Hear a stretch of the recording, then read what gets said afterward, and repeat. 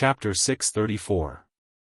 Whether it's the weapon of the God King or the divine spark, both are existences that can only be found by chance. In fact, so far, Rog only knows of two God King weapons. One is Odin's Gungnir, and the other is the storm battle axe that has not yet been created. Needless to say, the power of the Gungnir is undeniable. Odin can make a name for himself in the universe because of the Gungnir. As for the storm battle axe, although it hasn't been born yet, in other parallel universes, it blocked the attack of the All-Gem Infinity Gauntlet and cut off the head of Thanos. If it's divided by combat power, the God King's weapon can allow an existence at the level of a Heavenly Father to compete with a Heavenly Father. Of course, the premise of all this is that the God King's weapon is willing to recognize the existence of the user. If the God King's weapon represents part of the power of the God King, then the divine spark that has the potential to be promoted to a greater divine power represents the possibility of becoming a God King. No matter where this auction house called the Lost Treasure House got these two things, it can only prove one thing, that is, there is definitely a big person behind this auction house. If there is no accident, that person is either the current God King of Warner Protoss, Njord, or the mother of the two Vigtigny sisters, Gulwig. Apart from the two of them, Rog can't think of anyone else in Warner Protoss who can do this. This is why he decided to take Hinata to have a look after reading the introduction of this auction house. He wasn't here for the elven girl from Alfheim that was auctioned tonight. Definitely not. Under the guidance of the staff, Rog and Hinata came to a box on the second floor. Something is wrong. When the staff repeatedly explained that this is their seat tonight, Rog frowned. Although he has been spending money like a nouveau riche in the capital these 2 days, it's only limited to accompanying Hinata. After entering the capital, not only did he not show his strength in front of others, but he also deliberately hid his energy fluctuations and aura, pretending to be an ordinary Warner Protoss. What happened? After seeing the puzzled look on Rog's face, Hinata immediately asked. Something's wrong. For an auction of this scale, how could we, two outsiders without any foundation, be arranged in a VIP box of this level? Moreover, the admission card we used was a gift from the hotel. After hearing Rog's explanation, Hinata also noticed that something was wrong and was about to activate her Byakugan. Hinata was about to mobilize chakra when Rog stopped her. There's no need. Just wait patiently. The person who arranged this room for us will definitely show up tonight. After saying that, Rog pulled Hinata to the only 2 chairs in the box and sat down indifferently. Compared to the hall on the first floor, the rooms on the second floor not only had a wider view, but they also had a series of magic arrays, including soundproof magic arrays. These magic arrays allowed the rooms to be independent, comfortable, and free from external interference. When the magic clock in the hall turned to Hour of the Wolf, which represented 8:00 in the evening in Warnerheim, the auction began on time. A female auctioneer with an impressive figure in a long red dress walked up to the auction stage in a flirtatious manner. She used a seductive voice to make the opening remarks. Rog didn't care too much about what the female auctioneer said. His eyes were now fixed on the red dress of the auctioneer. This split is really bold. Whether it's the chest or the thigh, it can be said to be in the extreme position. I admire the designer of this dress. After the regular opening remarks, the auction entered the main topic. After receiving the brochure for tonight's auction, Roger already knew what items would be auctioned tonight. There were a total of 3 items that he was slightly interested in tonight. The first one was the elven girl from Alfheim. The second one was the sword in the stone. It was said that a certain Warner Protoss adventurer had brought it back from Earth. As for whether or not this sword in the stone was the one in his memories, Rog was unable to confirm. The third item was a silver surfboard. In the auction booklet, there was not much information about this silver surfboard. On a certain night, this silver surfboard fell from the sky and landed in Warnerheim. It was picked up by a farmer couple. Later, the auction house bought this silver surfboard from the farmer couple. According to the auction house's tests, this silver surfboard, which was as smooth as mercury, could give the user a certain degree of physique enhancement and the ability to fly. Other than that, there was no other information about it. When he saw this silver surfboard in the auction booklet, Rog thought of a person he had never seen before. The Silver Surfer, or rather, the Silver Shadow Man. In terms of appearance, this silver surfboard did look like the Silver Shadow Man's surfboard. However, if this was really the Silver Shadow Man's surfboard, then the ability of this surfboard was definitely not as simple as what was written in the auction booklet. Warner Protoss may not know who the Silver Shadow Man was, but Rog knew all about him. The Silver Shadow Man, whose real name was Norin Ride, was an astronomer on a planet outside the Milky Way galaxy. When this planet was chosen by the Great Planet Devourer, Norin Ride, who was not yet the Silver Shadow Man, used himself to serve the Planet Devourer. In exchange for finding other suitable planets, he begged the Planet Devourer to let his home planet go. The Planet Devourer accepted Norin's offer and gave him a powerful cosmic energy. Thus, the Silver Surfer was born. The moment he became the Silver Surfer, Norin's memories, good and evil, conscience and morals disappeared. When the Planet Devourer ordered him to find planets that could be eaten, the Silver Surfer first pointed to his home planet. However, the Planet Devourer still had some conscience. He did not devour the Silver Surfer's home planet. Instead, he said something that was not divine at all, but was very human. I made a promise with a respectable person that I can't eat that planet. During his time in the universe, Rog heard the name of the Planet Devourer. However, he did not know if it was because of good luck or bad luck, but he never met this famous Uncle Tun. While Rog was thinking about whether the silver surfboard auctioned tonight was the Silver Shadow Man's surfboard, the elf girl from Alfheim was pushed onto the auction stage. Chapter 635. Even Rog, who was used to seeing beautiful women, couldn't help but feel a trace of amazement at the first sight of this elf girl. Light blonde hair that was slightly curled, a face that all male creatures would want to protect, and that delicate body that was just right to match her face perfectly. Is this the elf of Alfheim? Rog silently sighed in his heart. Not only did he feel this way, but the people sitting in the hall on the first floor also made a burst of exclamations. Without the auctioneer's introduction, the price of the elf girl's auction could rise at a terrifying speed. In less than a minute, the price of the elf girl's auction rose from 10,000 magic crystal coins to 120,000 magic crystal coins. Magic crystal coins are the highest level of currency in Warnerheim. The exchange price with ordinary gold is roughly between 1 to 10,000. Of course, this exchange price is not stable and will fluctuate freely around 10,000. Like now, when the war broke out on the front line, the exchange price is about 1 to 12,000. The reason why Rog was so clear was that he had just exchanged 2 days ago. However, he didn't exchange gold coins for magic crystal coins, but used Asgard's magic crystals for magic crystal coins. Before the start of the trip, he went to Asgard and took some magic crystals from Thor. He originally planned to take some of Warnerheim's magic crystal coins, but found that Asgard's golden palace didn't have many magic crystal coins, so he took the next best thing. These magic crystals weren't taken for free, mainly because he didn't want to take advantage of his friends. For these magic crystals, he asked Konoha Hidden Village to send a batch of vibranium that was enough for Asgard to use for 10 years. Now, in his summon scroll, there are about 1,300,000 magic crystal coins and a batch of Asgard's magic crystals that have not been exchanged yet. Fortunately, he exchanged the magic crystal coins in the capital city, otherwise, he may not be able to complete the exchange so smoothly. 150,000 magic crystals, 160,000. 180,000.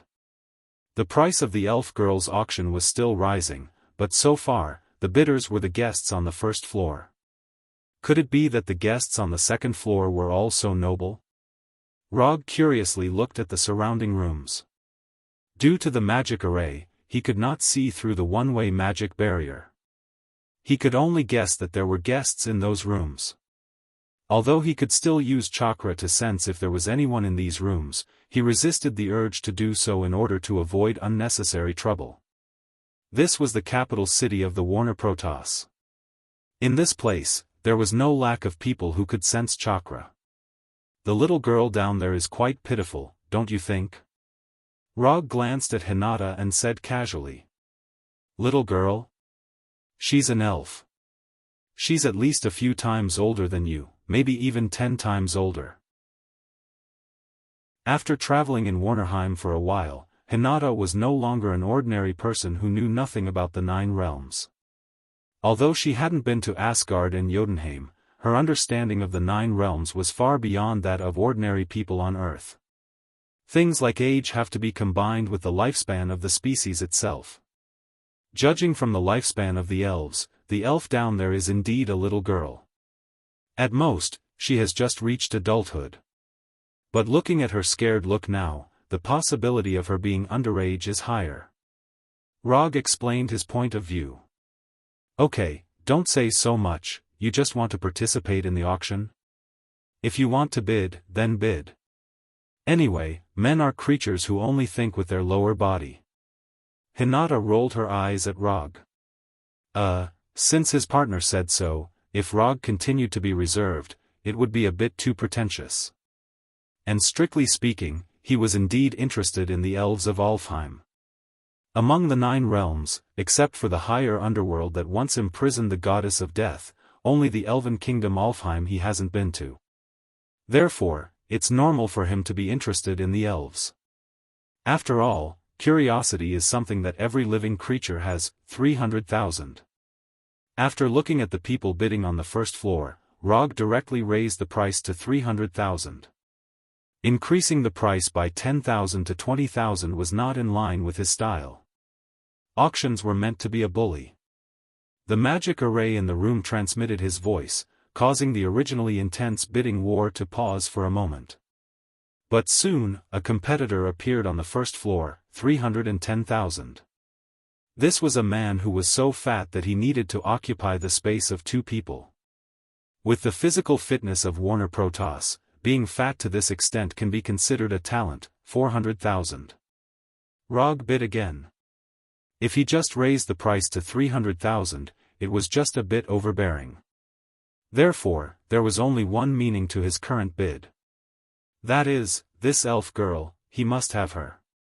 The fat competitor on the first floor looked up at the box where Rog was, he raised his right hand and put it down, and raised it again. After repeating several times, the fat competitor finally chose to give up. 400,000 magic crystal coins. This price was far beyond the normal price of an elf. However, this was also very normal. Not every elf could be like the elven girl on the stage, giving people a strong desire to protect her. In particular, the rugged collar on the elven girl's neck made the elven girl's delicate and pitiful appearance reach its limit. 400,000 going once. 400,000 going twice. 400,000. Just as the female auctioneer was about to drop the hammer, a female voice suddenly sounded from the box opposite Rog. 450,000 magic crystal coins. A woman? That's not right. It's just an elf girl. Why is a woman like you joining in the fun? Just as Rog was about to continue bidding, he suddenly stopped. Something's wrong. Something's really wrong. Although the female voice just now was hidden by the magic formation, Rog still felt that he had heard this voice somewhere before. Vigtigny, or Weigelf. The only women he knew of from Warner Protoss were the 2 sisters. Could it be the 2 sisters? After thinking for a while, he finally made the decision to make a bid.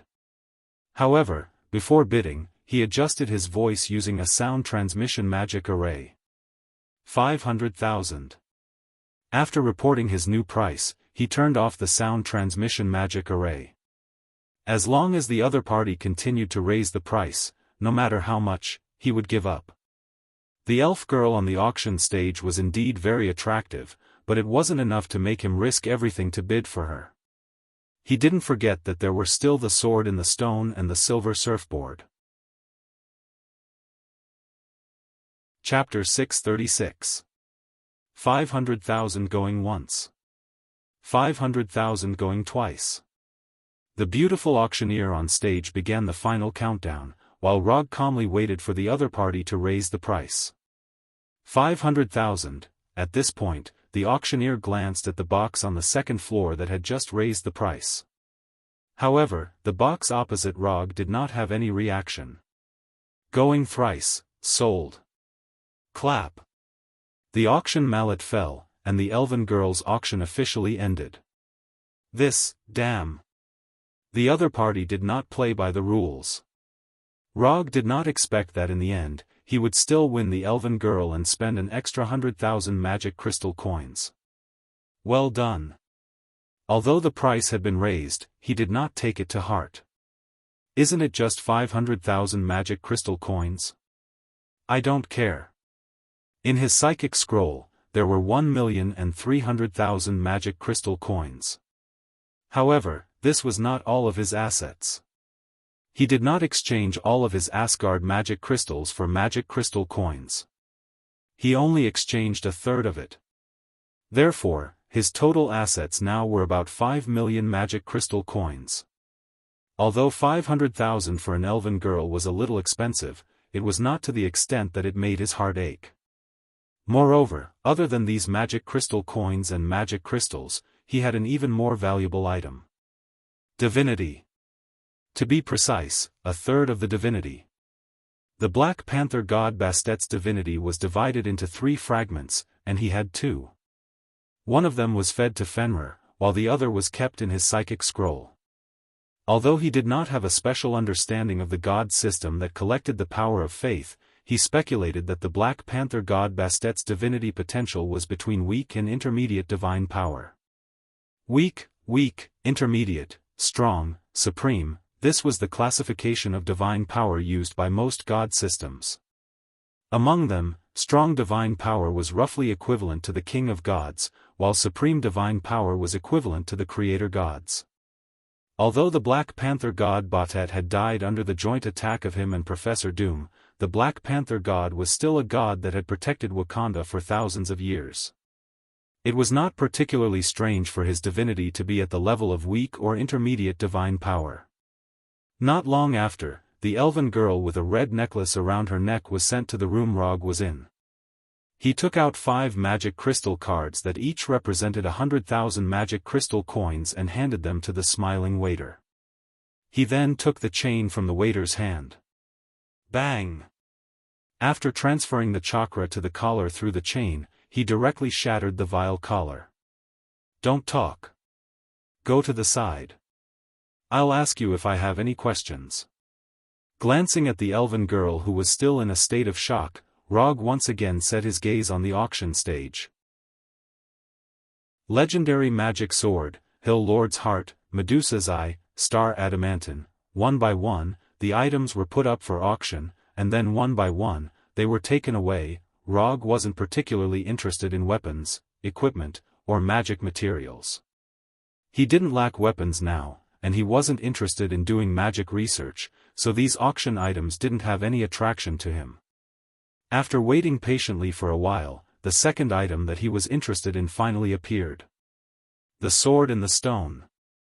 It was an ordinary-looking one-handed sword. He didn't know if the auction house was just playing with the atmosphere or if they really got the sword and the stone together.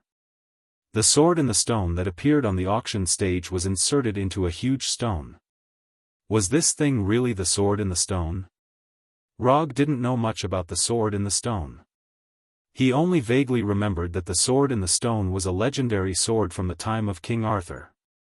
It was said that the person who pulled out the sword in the stone would have the strength of a multiverse. In the parallel universe, the sword in the stone had 2 owners. One was Iron Man Tawny, and the other was Captain Britain. After thinking for a few seconds, he used Chakra's perception and began to sense the sword in the stone on the auction stage in detail. Although this action might cause the auction house to be dissatisfied, he didn't mind taking a small risk to determine whether the sword in the stone was the legendary treasure that had the strength of a multiverse in his memory. As long as Njord and Gulwig didn't join forces, he didn't fear anyone from the Warner Protoss. There were no energy fluctuations. After carefully sensing it inside and out, he didn't find any energy in the sword in the stone. Fake, this is definitely a fake. After confirming that there was no energy in the so-called sword in the stone, he immediately lost all interest. However, it was normal when he thought about it. If this was really the sword in the stone that had the strength of a multiverse, it wouldn't have appeared in the auction house. Although the people from Warner Protoss didn't know about other parallel universes like him, they definitely wouldn't be so stupid. In the end, the sword in the stone was bought by the mysterious guest in the box opposite Rog at the low price of 10,000 magic crystal coins. Sister, I told you, he won't be fooled so easily. Don't forget, he's an earthling. He knows more about the sword in the stone than you and I do. The one who spoke was none other than Weigelf, one of the twins, Thor. It doesn't matter if he wasn't fooled. Anyway, he has already paid an extra 100,000 magic crystal coins. It doesn't matter if the sword in the stone can't fool him. Victigny said indifferently, her light green eyes looking at the box where Rog was. Although Rog entered the king's city as a young Jiraiya, on the first day he entered the king's city, his traces were discovered by the sisters Victigny. To be precise, it was their mother, Gulwig, who noticed his arrival. Gulwig told the two of them, and then Weigelf, with her amazing intuition, made the final confirmation. Time passed little by little, and finally, the silver surfboard suspected to be the Silver Shadowman was carried to the auction stage. When the mercury-like silver surfboard floated next to the auctioneer, Rog once again used chakra perception. Unlike the sword in the stone, this time, he perceived a terrifying energy in the silver surfboard. After perceiving this strange but powerful energy, he couldn't help but frown. This thing can't be real, can it? He was no stranger to the Silver Shadowman, but because he had never seen the Silver Shadowman, he couldn't be sure whether this energy was the cosmic energy given to the Silver Shadowman by the planet Devourer. However, judging from the nature of the energy, this possibility was very high. The energy in the universe is very different from the energy in the planet. As long as you have a little perception, you can distinguish the difference between the two. In short, this is similar to the difference between water attribute energy and fire attribute energy. Although they both originate from the same source, their manifestations are completely different. Chapter 637. The nature of the energy was in line with the characteristics of cosmic energy, and the shape was also similar to Silver Shadowman's surfboard. If he was not mistaken, this thing should be Silver Shadowman's surfboard. Although he did not know why this surfboard, which was inseparable from Silver Shadowman, appeared in Warnerheim, and it fell from the sky, this did not affect Rog's intention to buy it. Even if there was a mistake, this was still a very memorable souvenir. The starting price of this silver surfboard was also 10,000 magic crystal coins. However, because the auction house itself did not know the origin of this surfboard, the guests present did not seem particularly interested. This was normal. After all, Warnerheim was a country with a long history of civilization. This kind of item with the ability to fly and can bring a certain degree of physical enhancement to the user. Although it was not common in Warnerheim, it was definitely not rare. If this thing did not fall from the sky and had some unknown mysteries, this surfboard would not even have the chance to be on the auction stage. In fact, when the auction house bought this surfboard, it only cost a few hundred magic crystal coins. After waiting for dozens of seconds, there was still no guest bidding. In order to avoid a failed bid, Rog took the initiative to bid. 15,000. This was a reasonable bid, there was nothing strange about it. 20,000. Sure enough, when Rog began to bid, the box that bid with him also began to bid. While using Chakra's perception to perceive the sword in the stone and the surfboard, he also perceived the situation in the opposite box, wanting to see who was sitting in the opposite box. However, it was a pity that his perception was directly blocked. What blocked his perception was not the magic array of the auction house, but the people sitting inside. Since the other party took the initiative to block his perception, Rog did not continue to make a fool of himself and directly ended his perception. So until now, he did not know that the people sitting in the opposite box were Victigny and her sister. 25,000. He raised the price again.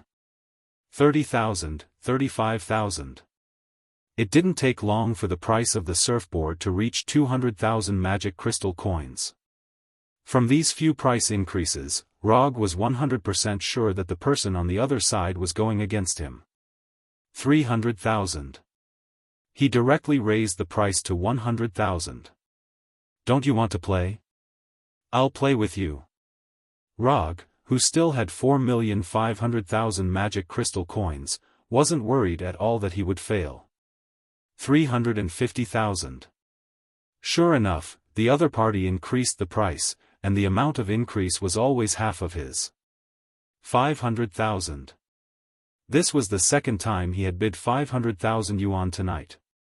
If he had spent 500,000 magic crystal coins on the elven maiden, everyone present would only think of him as a lecherous man. Then, when he called out this price again, his label in the hearts of others became lecherous idiot. Spending 500,000 magic crystal coins on a strange-looking surfboard that didn't have any rare abilities was no longer a question of curiosity, but a blatant ignorance. Of course, this was only the evaluation of Rog by the guests. He would never think of himself as an ignorant lecherous idiot.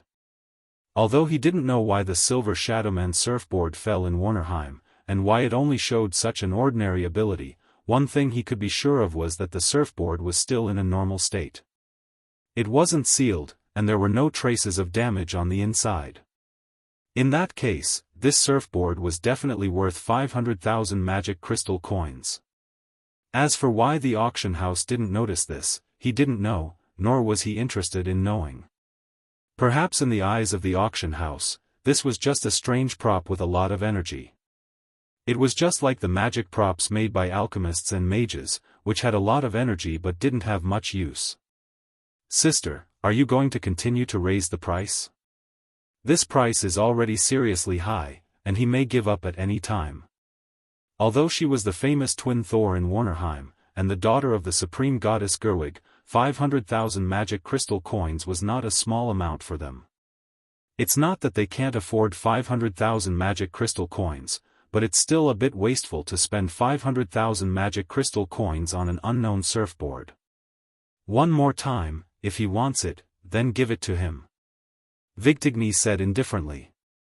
Then, she gave her latest offer, 550,000, 600,000. Since this price has been called, Rog won't give up this surfboard no matter what.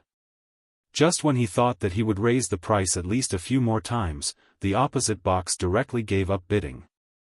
In the end, this surfboard suspected to be the Silver Shadowman fell into the hands of Rog. After handing 6 magic crystal cards with a limit of 100,000 to the auction house attendant, he took the silver surfboard. He didn't intend to test the surfboard in the auction house. He threw the surfboard into the psychic scroll, then left the auction house with Hinata. As for the elf girl who hadn't spoken so far, she followed behind them without saying a word. Hotel suite. What's your name?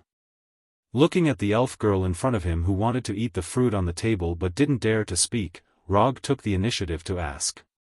Rosie. Forley Rosie, good name. Although Rog doesn't know much about the elf culture of Alfheim, from the perspective of an earthling, this name is quite good. At least it matches Rosie's temperament and appearance. How did you get caught? Rog continued to ask.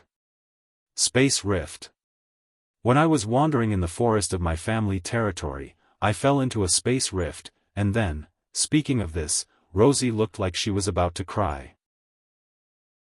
For some reason, looking at Rosie's pitiful appearance, Rog suddenly had the urge to pinch her face and make her cry. It's like seeing a baby with a round face and having the urge to make it cry. No, I can't be so evil. This girl looked like she was underage. Okay, I got it. From today on, you are this lady's servant, understand? After saying that, Rog pointed to Hinata, who was sitting next to him, and got a supercilious look from her. "Understood. I will be a reliable servant," Rosie said solemnly, but judging from her appearance, she shouldn't have any experience in this area. If he's not mistaken, Rosie's background shouldn't be very ordinary, maybe she's an elf noble. But this doesn't matter. Since he bought her from the auction house, she is his personal property. After sending Hinata and Rosie away, Kuroto summoned the surfboard from the summon scroll. Chapter 638. The silver surfboard floated quietly in front of Rog, maintaining a distance of about 10 centimeters from the ground. Looking at the mercury-like surfboard, Rog did not hesitate and stood on it. The first feeling when he stepped on the surfboard was like stepping into a shallow puddle. Rog could clearly feel the slight fluctuations on the surface of the surfboard, and he could also feel the sturdiness under his feet. Just when he planned to control chakra to flow into the surfboard, the mercury-like liquid on the surface of the surfboard seemed to have a life of its own as it spread up his feet. Just when the mercury-like liquid was about to reach his instep, Rog immediately used chakra to stop the spread of the silver liquid. He had no interest in becoming a silver person like Silver Shadowman. For someone like him who was obsessed with cleanliness, letting the silver liquid spread to his body was no different from jumping into the disgusting river of Ganges that was full of strange things. This kind of thing, forget about doing it, just thinking about it would give him goosebumps. However, what he didn't expect was that when he used chakra to stop the silver liquid from spreading, the silver liquid actually showed a clear resistance and spread up in a more aggressive way. Interesting. The silver liquid showed its dominance, but Rog was even more domineering than it. In the beginning, he planned to try to tame the surfboard in a gentler way. But now, he changed his mind. With a thought, the vast ocean-like chakra in his body instantly became extremely active. In less than a second, the silver liquid was completely suppressed and turned from its initial liquid state to a solid state. When the surfboard under his feet no longer had the mercury-like flowing posture, he let his consciousness follow chakra into the surfboard. In Rog's perception, the energy in the surfboard was like a small universe, magnificent and boundless. After perceiving this scene, he was 100% sure that the surfboard under his feet was Silver Shadowman's surfboard. This kind of high-level energy that is completely in line with the nature of cosmic energy is definitely not something that anyone can control. To be precise, it is not something that can be mastered by existences below the Heavenly Father level. In terms of energy level, this cosmic energy is only slightly inferior to the energy of Infinity Stone. After confirming this, it was not difficult to judge the authenticity of this surfboard. Only the planet Devourer or other existences of the same level can give such high-level cosmic energy to others. So the question is, why did the surfboard that was inseparable from Silver Shadowman fall in Warnerheim? It's impossible that the planet Devourer targeted Warnerheim and then sent Silver Shadowman to Warnerheim. More importantly, the silver surfboard appeared in Vanaheim, so where did the Silver Shadowman go? After thinking for a few seconds, Rog gave up on thinking. Since he couldn't figure it out, he wouldn't think about it anymore. There was no need to waste his brain cells on this kind of thing. And from the moment he bought this surfboard at the auction house, he had already regarded the surfboard as his own personal property. Even if Silver Shadowman appeared in front of him now, he would not return the surfboard to Silver Shadowman. Unless Silver Shadowman can give him something more valuable in exchange. Although he just squandered magic crystals at the auction house, these magic crystals were all exchanged with vibranium. Just when he was considering whether to step on the surfboard and go out to test it, there was a knock on the door. The rapid knocking on the door made Rog frown with dissatisfaction. Before he opened the door, there was an unfriendly voice outside the door. "City guard, check the room." After hearing this sentence, Rog's face became completely gloomy. Checking the room is normal, and the police on Earth do this kind of thing a lot. But the problem is, when have you seen the police go to the presidential suite of a 5-star hotel to check the room? Although the hotel Rog is living in is not the best hotel in the capital, it is still one of the top high-end hotels in the capital. Take the suite he is living in now, for example, the cost of 1,000 magic crystal coins a day. After the person at the door shouted, "City guard, check the room," he was basically sure that someone was deliberately looking for trouble.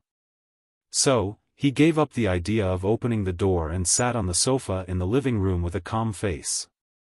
Although there is no so-called no-retreat law or castle law in Warnerheim, as long as the guy outside the door breaks in, Rog dares to kill them on the spot.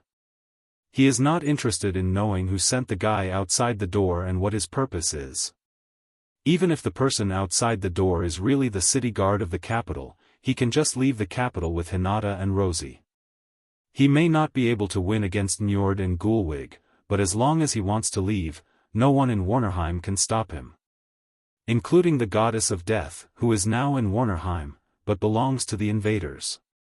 The knocking on the door continued, and Rosie, who has been changed by Hinata, came out of the bedroom timidly. She looked at Rog sitting on the sofa with a curious face, then turned to look in the direction of the door of the suite. Then, without saying a word, she trotted back to the bedroom. 10 seconds later, the hurried knocking on the door stopped, and Rog was ready to release Shinra Tensei at any time. Although his eyes now look like a pair of ordinary black eyes, this is only the effect of the transformation technique. His right eye is always the lavender Rinnegan. However, things didn't go as he imagined. After the knocking stopped, the person outside the door did not choose to directly break in, but inserted the key into the keyhole. But even so, Rog didn't stop the Shinra Tensei at any time. Whether it's breaking the door or opening the door, he intends to teach the uninvited guest outside the door an unforgettable lesson. Creak. The closed door of the room was pushed open. Shinra Tensei, just at the moment when Shinra Tensei was about to be released, he took the initiative to stop the flow of chakra. How could it be her? No, it should be, how could it be them? The people who opened the door were none other than Vigtigny and Weigelf in pale golden armor. Behind them was a small group of city guard soldiers. This is a bit awkward, others may not be able to see through his disguise, but Weigelf can definitely see through it. Her astonishing intuition, which could be said to be able to read minds, was simply the natural enemy of the transformation technique. Long time no see. Vigtigny took the initiative to say hello, then sat on the sofa opposite Rog like a tomboy. Chapter 639. Long time no see. Looking at the impolite Vigtigny, Rog replied silently. Then, he continued, I haven't seen you for a while, and your strength has improved again. Without actively using chakra perception, he didn't notice that it was actually Vigtigny and Weigelf outside the door. In the past, this was something that was impossible to happen. Oh, I've been defeated by you twice, so I have to work hard. Vergatini raised her head and said. Obviously, she was very satisfied with the improvement of her strength. When Weigelf also sat on the sofa opposite Rog, the city guards who came with them silently closed the door. Boom! When the door was closed, Rog took the initiative to lift the effect of the transformation technique. In front of Vigtigny and her sister, it doesn't make any sense to continue the transformation technique. As soon as the white smoke of the transformation technique dissipated, Vigtigny asked, What happened to your eyes? Her memory of Rog is still the time when Rog had 3 Tomo Sharingan. Just like you, it's a change brought about by the improvement of my strength. As long as one wasn't blind, one could see that Rog's eyes were not symmetrical at all. Just when Vigtigny was about to say something, Hinata came out of the bedroom with Luo Qi. Hinata first looked at Vigdini and Roguelike with a puzzled look, then looked at Rog who had lifted his transformation jutsu. Without any hesitation, Hinata also lifted the transformation jutsu's effect and changed back to her original appearance. Seeing Hinata use the same ability as Rog, Vigtigny frowned. After changing from a blonde with a proud figure to a relatively less fierce girl, Hinata showed a gentle smile and then sat directly on the right side of Rog. "Dear, who are these two sisters? Why have I never seen you mention them? Hinata, you've changed." Listening to Hinata using a green tea tone that he had never used before, Roger unconsciously swallowed his saliva. This is Vigtigny, and this is Weigelf. They are the famous twins of Warner Protoss, Thor. Rog pointed to Vigtigny. Just when he was about to introduce Hinata to Vigtigny and her sister, Hinata gently held his right hand, still maintaining the seemingly harmless smile on her face. "This is my girlfriend, Hinata." After struggling for a few seconds between the terms girlfriend, partner, wife, colleague, and business partner, Rog finally chose a relatively safe relationship. "Oh. So she's just a girlfriend. I thought Roger was already married." Vigtigny glanced at Hinata and said in a slightly exaggerated tone. "This development isn't very good." Looking at the current environment, Rog's mind appeared in Shiraba's mind. "No, I can't let things continue like this." Just when he was about to directly change the topic, Hinata spoke. "Rog, you've been in the capital for so long, but you didn't introduce your sister to me. You made me think that elder sister was really like what was written in those novels." After saying that, Hinata deliberately raised her right hand and shyly hammered Rog's shoulder.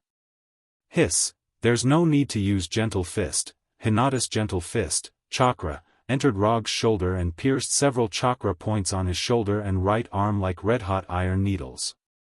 "It's all my fault," Rog said with a smile while enduring the pain. Rog can control his expression very well, but Vigtigny and Hinata don't have his composure. Especially after Hinata deliberately mentioned the novels, Vigtigny and Hinata's faces instantly turned red. As the heroines in the novels, how can they not know how those novels are written? Although they are female Thor, they are the most powerful group of women in the Warner Protoss. But even so, they have no way to completely eliminate the circulation of those damn novels. This was just like what a great person from China had said. "The people love to read and see, but you don't like it. Who do you think you are?" Although there are many gods in Warnerheim, there is number 404 God. And even if there is 404 God, it can't stop the people from liking it. "I didn't expect sister to be so sharp-tongued at such a young age." Vigtigny, who acted like a tough woman as soon as she entered the door, no longer hid her momentum at this time. In other words, she took the initiative to vent her amazing oppressive power. In front of Rog, Vigtigny was defeated. But it can't be denied that Vigtigny is an existence who has awakened her divine power. She is the female Thor in Warnerheim and a commander in the army. Her oppressive power, not to mention ordinary people, even many senior generals in the Warner Protoss can't stand it. Sister is old, it's inevitable that she will be more irritable. Hinata didn't take Vigtigny's oppressive power to heart and also broke out her own momentum. Although she hasn't experienced many battles, don't forget that her ninjutsu talent is above Rog. If you want to use momentum to oppress her, not to mention Vigtigny, even Rog can't do it. Suddenly, the living room of the suite became a battlefield for Vigtigny and Hinata. "That. Do you want to persuade your sister?" Rog doesn't dare to stop Hinata now. Otherwise, Hinata won't let him have an easy time tonight. So, he can only use magic to whisper to remind Weigelf, who is also blushing. "Humph." Weigelf snorted with a nasal sound, then released her own momentum and joined Vigtigny's side. "What the hell? It's endless." Just when Vigtigny joined forces to release their momentum and tried to bully Hinata, Rog didn't continue to stand by and released his own momentum without reservation. Buzz. At the moment when Rog fully released his momentum, with the hotel as the center, all creatures within a few kilometers felt a palpitation as if they were being stared at by an ancient beast. This kind of palpitation as if facing a natural enemy made most people tremble slightly involuntarily. Except for those who have enough strength, most people felt an inexplicable pressure of death. When it comes to momentum, Rog really has never been afraid of anyone. From the time he only knew the flying thunder god until now, he had seen all kinds of enemies. If it weren't for the fact that he didn't fight enemies who were far weaker than him, he would have completed the achievement of killing millions of people by now. When Rog's momentum also joined in, Victigny decisively took back their momentum and ended this meaningless competition. Chapter 640. When both Victigny and Weigelf retracted their momentum, Rog and Hinata also did the same. The atmosphere in the room finally returned to normal. Plop. The boring momentum competition was over, but things didn't end there. As the only normal person in the room, Rosie fell back uncontrollably after they finished their momentum competition, and her face showed uncontrollable fear. He actually forgot about this little girl. It wasn't until now that Rog remembered that he just bought an elf girl with little fighting power. Looking at the shivering Rosie, Rog cast a mind-calming spell on her, freeing the poor little girl from the fear that came from her life instincts. After calming down, Luo Qi slowly stood up and said in a timid voice. However, as soon as she opened her mouth, Victigny interrupted her. Victigny stood up, stretched out her right hand, pointed at Hinata, who was trying to play the role of a green tea, and said fiercely, "I want to duel with you." What?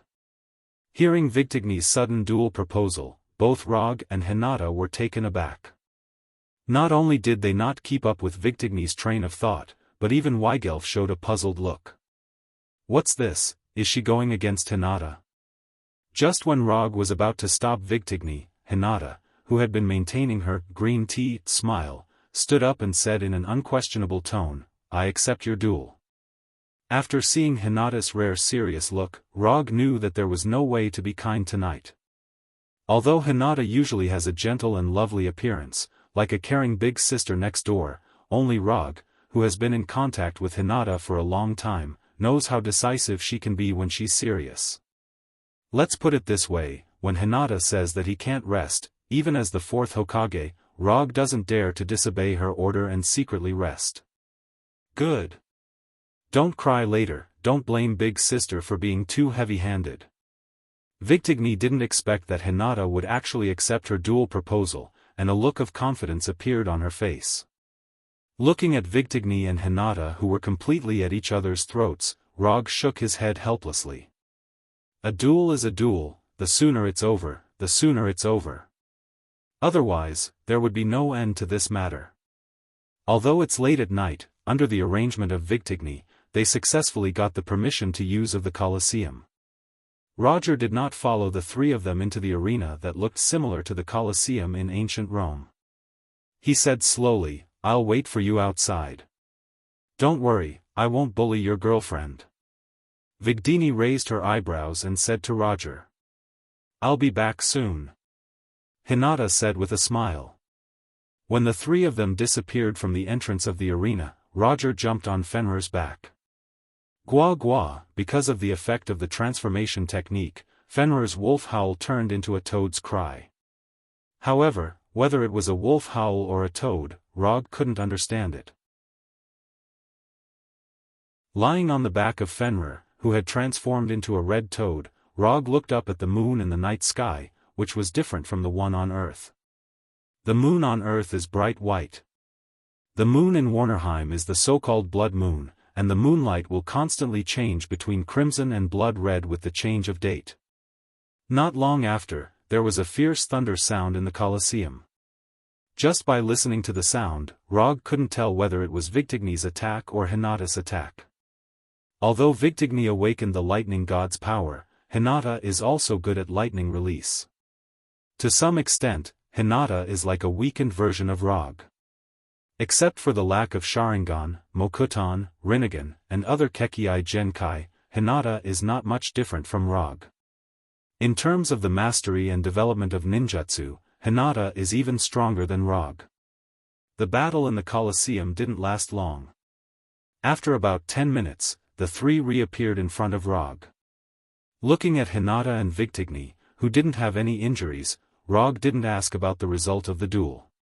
He directly said goodbye to the two sisters and returned to the tavern with Hinata and Fenrir. Sitting on Fenrir's back, Hinata leaned her head on Rog's shoulder and said in a normal tone, "Aren't you curious about the result of our duel?" "There's nothing to be curious about. When you accepted the duel, I knew that the winner would be you." "Why?" "She's the famous female Thor, okay. Others don't know you, but don't I know you? She's indeed a female Thor, but you're also a ninja. You don't do things that you're not sure about. Moreover, you're someone who was personally guided by me. I know very well what kind of strength you have." Rog hugged Hinata's slender waist and said slowly. "Victigni's strength is indeed good, but unfortunately, her opponent is Hinata, so there's no need to think about the final result. Actually, she's also quite good, but a little silly." After hearing Hinata's description of silly, Rog smiled helplessly. Silly is not a good word, but Rog knows Hinata very well. From Hinata's point of view, this is a pretty good evaluation. At least it proves that Hinata recognizes Victigni. Yes, it's recognition. If it's not someone recognized by Hinata, she won't give such a silly evaluation, and she won't even make an evaluation. She will only silently label her as a waste or garbage in her heart. After the episode of Victigni, the night finally passed. Because of the appearance of Victigni and her sister, Rog also temporarily dispelled the idea of testing the silver surfboard and decided to return to Konoha and slowly study this surfboard. The next morning, when Rog and Hinata had just tasted the specialty breakfast of Warnerheim, Victigni appeared in front of them again. "My mother wants to see you." "No problem." Victigni's mother, Gerwig, is not an ordinary person. In the eyes of the outside world, Gerwig is the most powerful goddess in Warnerheim, second only to the existence of the god King Njord. Of course, this is only the view of ordinary people. Whether it's Njord or Gerwig, neither has admitted this. However, Rog has a completely different view. Chapter 641. Compared to the divine King Njord, Gulweg did not have many illustrious achievements, and she rarely appeared in the outside world. But it would be too arbitrary to conclude that she was weaker than Njord based on this alone. The first time he came to Warnerheim, Rog had fought with Njord. At that time, he had just mastered Sage Mode and was far inferior to now. But in that fight, he did not feel a huge gap in strength from Njord that he could not resist. How should he put it? At that time, it was indeed unlikely that he could defeat Njord, but he could also guarantee that he had more than a 70% chance of leaving alive, and not being seriously injured. As the divine king of Warnerheim, Njord could not be said to be weak. But compared to an existence like Odin, Njord, a divine father-level existence, seemed a little unworthy of the name. In fact, until now, Rog still doubted whether Njord had the strength of a divine father. In any case, from that fight, he did not feel that Njord was a divine father. Especially after he had the strength of a divine father, his doubts grew stronger and stronger. Combining his own actual situation and the situation of the last fight, he speculated that Njord should be about the same as himself, at the peak of the divine father level, only half a step away from the divine father level.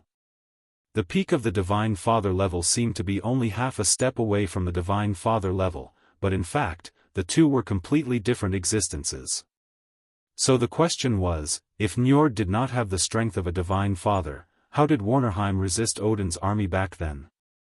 Don't say that Odin deliberately let Warnerheim go, allowing Warnerheim to maintain its independence. Odin was not the benevolent divine king that he was later when he fought in the Nine Lands. If he was not sure that he could not completely conquer Warnerheim, Odin would never have made the decision to only station troops in Warnerheim without interfering in the specific internal affairs of Warnerheim. Therefore, if Rog guessed correctly, the reason why Odin made this concession was because of Gulwig. He even had a very gossipy idea. Did something happen between Odin and Gulwig? Let's put it this way, Odin's biological son, Thor, awakened the divine power of thunder, and Gulwig's twin daughters also awakened the divine power of thunder. What was even stranger was that he had never heard of Gulwig's husband. Even the nobles in the Warner Protoss didn't know about it, let alone him. Therefore, he couldn't be blamed for having some inappropriate associations. Speaking of Gulwig's strength, judging from the awakened divine power of Victigny and her current strength, Gulwig's strength is definitely not too weak, and may even be stronger than Njord. At least from the perspective of the strength of her descendants, that's the case.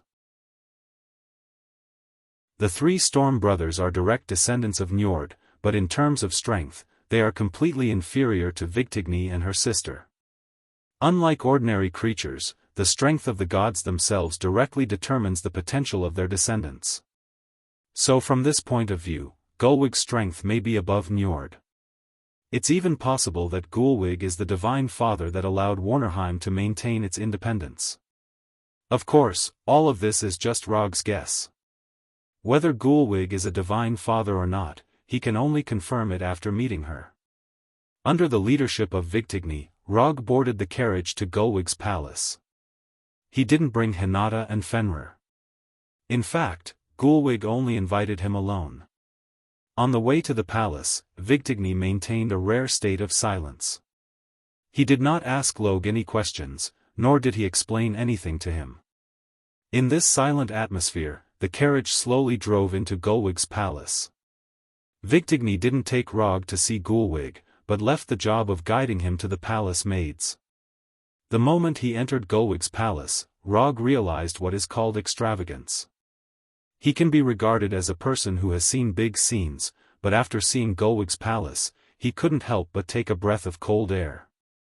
Gulwig's palace is not decorated magnificently, but Rog can see that from the beginning of the palace gate, the interior of the palace is all used with precious materials in Warnerheim.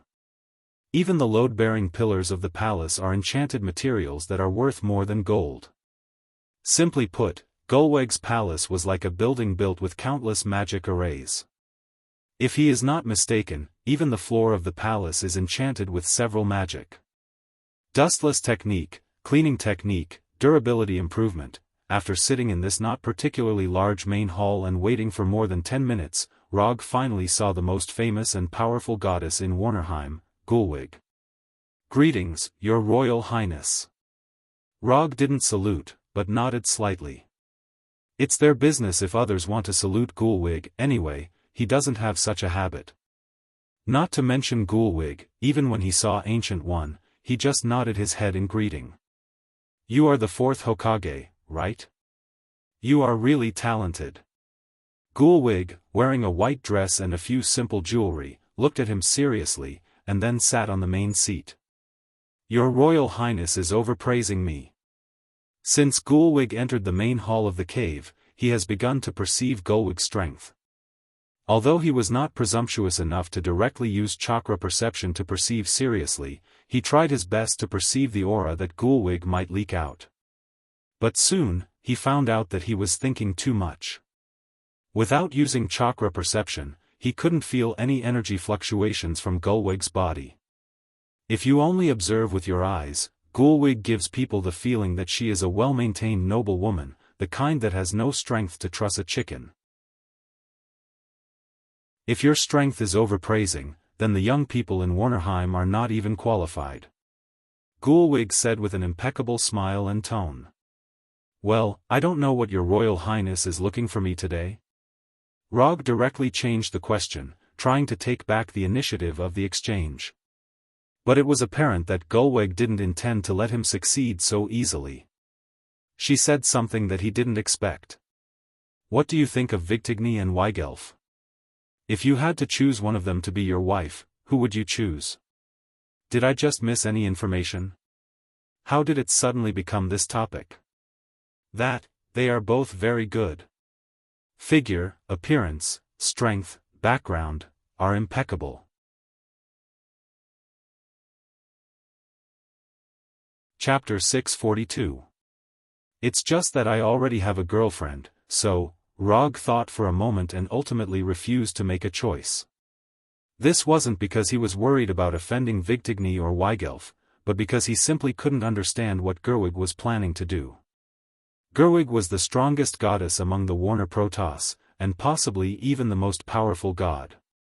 In front of such an existence, any decision had to be made with caution. Moreover, it was impossible for someone of Gerwig's strength and status to urge him to get married. There's a conspiracy.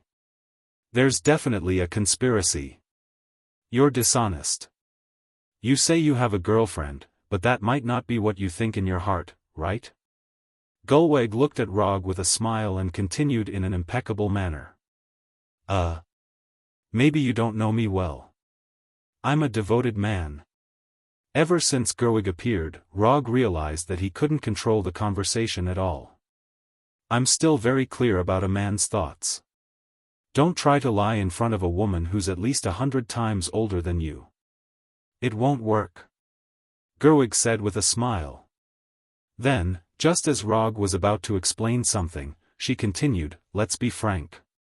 If Vigtigny and Weigelf were to marry you at the same time, would you be willing?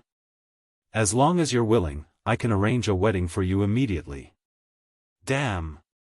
What is this girl trying to do? Rog had to admit that he couldn't keep up with Gerwig's train of thought. Or rather, he couldn't accept Gerwig's straightforward way of talking. Rog shook his head helplessly at the sight of Gerwig, who was a perfect match for the word goddess in terms of looks, figure, and status. Your Highness, just say it. What are you planning to do? Are you trying to rope me in, make me work for you, or just help you complete something? But to be honest, I look down on you for using your own daughter as a bargaining chip. Rog's expression became serious. You're the only one in Warnerheim who dares to talk to me like this. With that, Gerwig raised her right hand, and a light blue barrier was instantly formed, enveloping the entire hall. Your Highness, aren't you looking down on me a little too much if you think you can trap me with a barrier of this level? After casually sensing the mana fluctuations of the barrier, Rog knew that this barrier wouldn't be able to trap him. He might not be able to break it in 1 or 2 seconds, but it would take him at most 5 or 10 seconds. This barrier isn't used to trap you. It's only used to prevent others from hearing what we're about to say. Gerwig explained. Then, she released her aura and energy waves. The moment Gerwig released her aura, Rog frowned slightly. Heavenly Father tier. Gerwig was actually a Heavenly Father. From the looks of it, you should be very clear about the strength of a God King. If I'm not wrong, you're only 1 step away from becoming a God King. Heavenly Father was just a term in the manga. In this world, only Rog knew of this term. You're not wrong.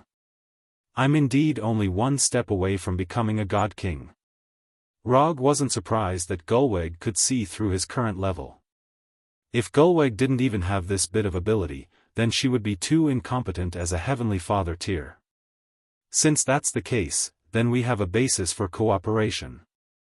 You fought with Njord before, so you should have a rough idea of his strength. If you were to fight with him now, how confident are you in winning? Gerwig's tone became serious. Before answering this question, I also have a question for you. Are you planning to replace Njord as the God King of Warner Protoss? Gerwig, who never displayed her strength in front of outsiders, specially invited him over and even displayed her strength in front of him. If he still couldn't guess what Gerwig wanted to do, then he would be too slow. You're right. I'm planning to replace Njord as the God King. But because of some agreement, I can't directly attack him. So, if you don't mind, I hope you can challenge Njord. It's best if you can kill him. As long as you can do this, I can give you whatever you want. Even if you want Vigtigny and Weigelf to marry you at the same time, there won't be any problem. If you want, I can even bestow you a part of Warnerheim. After Gerwig finished speaking, Rog didn't answer immediately. Instead, he thought seriously. Killing Njord was also a good achievement. But the problem was that he didn't really want this achievement. The main reason was that the reward Gerwig offered wasn't too attractive to him. Vigtigny and Weigelf were indeed very beautiful, had good figures, and weren't weak. But how should he put it? He was a dedicated man. And his intuition told him that if he really married Vigtigny and Weigelf, then his future would definitely be miserable in all senses of the word. Let's not talk about the reward first. I want to know, if I really kill Njord, will the spoils he leaves behind belong to you or me? The spoils Rog was talking about were of course not Njord's weapons and equipment, but the origin power left behind after a heavenly father or an inferior heavenly father died in an abnormal state. This was similar to killing a god who absorbed the power of faith to obtain a godhood.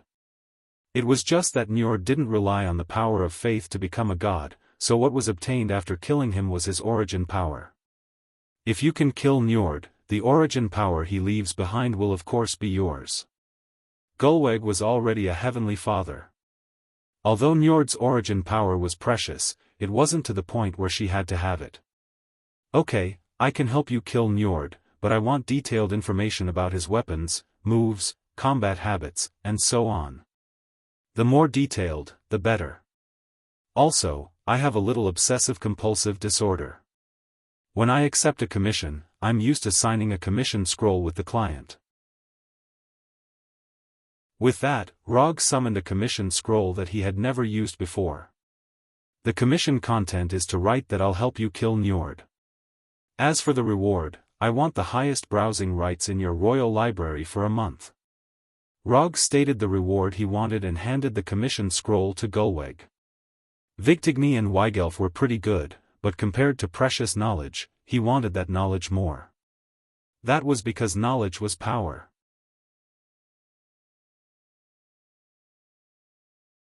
Chapter 643. After hearing what Rog said about the reward, Gerwig's face changed slightly, and the way she looked at him changed. This was not because Rog wanted too much reward, but because it was too little.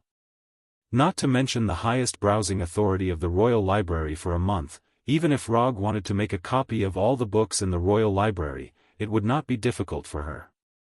Of course, to complete this, she needs to wait until she replaces Njord as the new God King of Warner Protoss.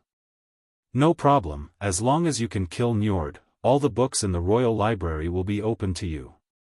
After that, Gerwig took the commission scroll handed by Rog and wrote on it with her fingers.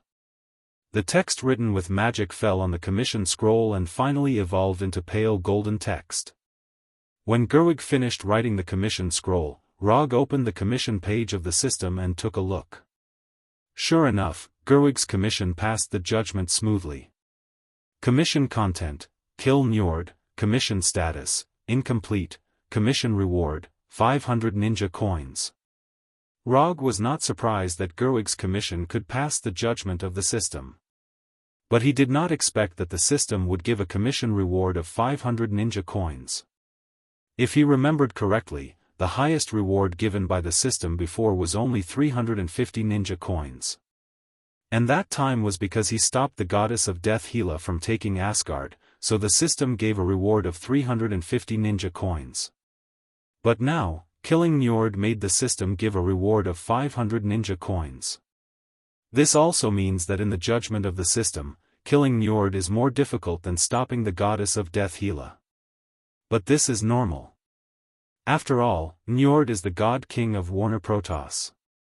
If he doesn't even have this card, then he is too cheap. Happy cooperation.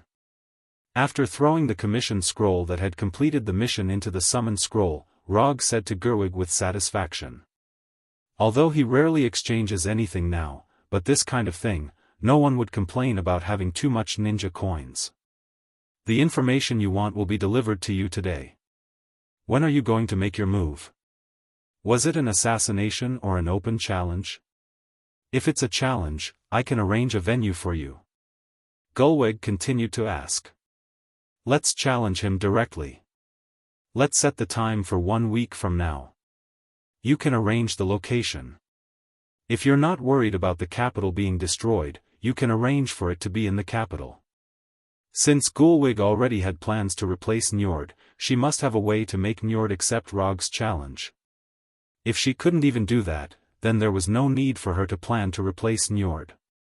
Sure.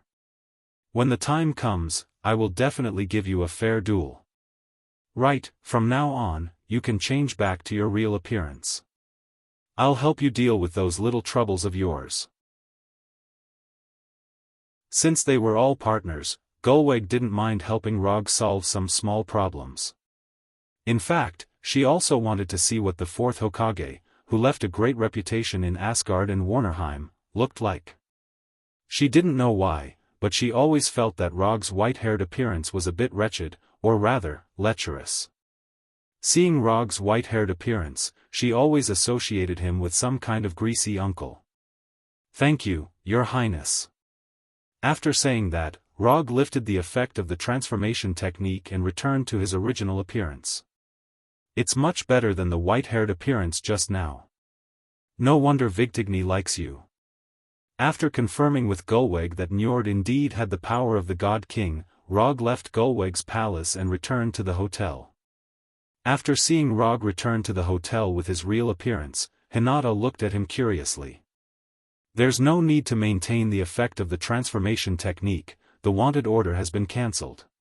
Since Gulweg had spoken, Rog naturally didn't bother to continue to maintain the appearance of young Jiraiya. Although Jiraiya was quite good when he was young, compared with his real appearance, there was still a big gap. In the field of handsome, only Minato could barely be his opponent among the Hokage. What did Gulweg say to you? It's not something like a marriage or a political marriage, is it? How to say it, a woman's sixth sense is sometimes more accurate. No, she just entrusted me to challenge Njord and kill him by the way. Gulweg intends to replace Njord as the new God King of Warner Protoss. Rog sat on the sofa and briefly explained the matter of the commission. There was nothing to hide. If nothing unexpected happens, soon the whole Warnerheim will know that he wants to challenge Njord. Such a big commission, what reward did she give you? Hinata continued to ask. The highest browsing authority of the Royal Library is limited to 1 month. That's it, nothing else? That's it. Rog, you're not honest. You know, the Byakugan can actually see through people's hearts. After saying that, Hinata pointed to her unopened Byakugan. Are you kidding me? How can I not know the effect of the Byakugan? You just want to know if Gulweg used Vigtigny and Weigelf as conditions? Since you want to know so much, then I'll stop talking. After seeing that Rog didn't speak, Hinata came to the sofa and lay down like a kitten, and put her head on Rog's thigh. Are you sure?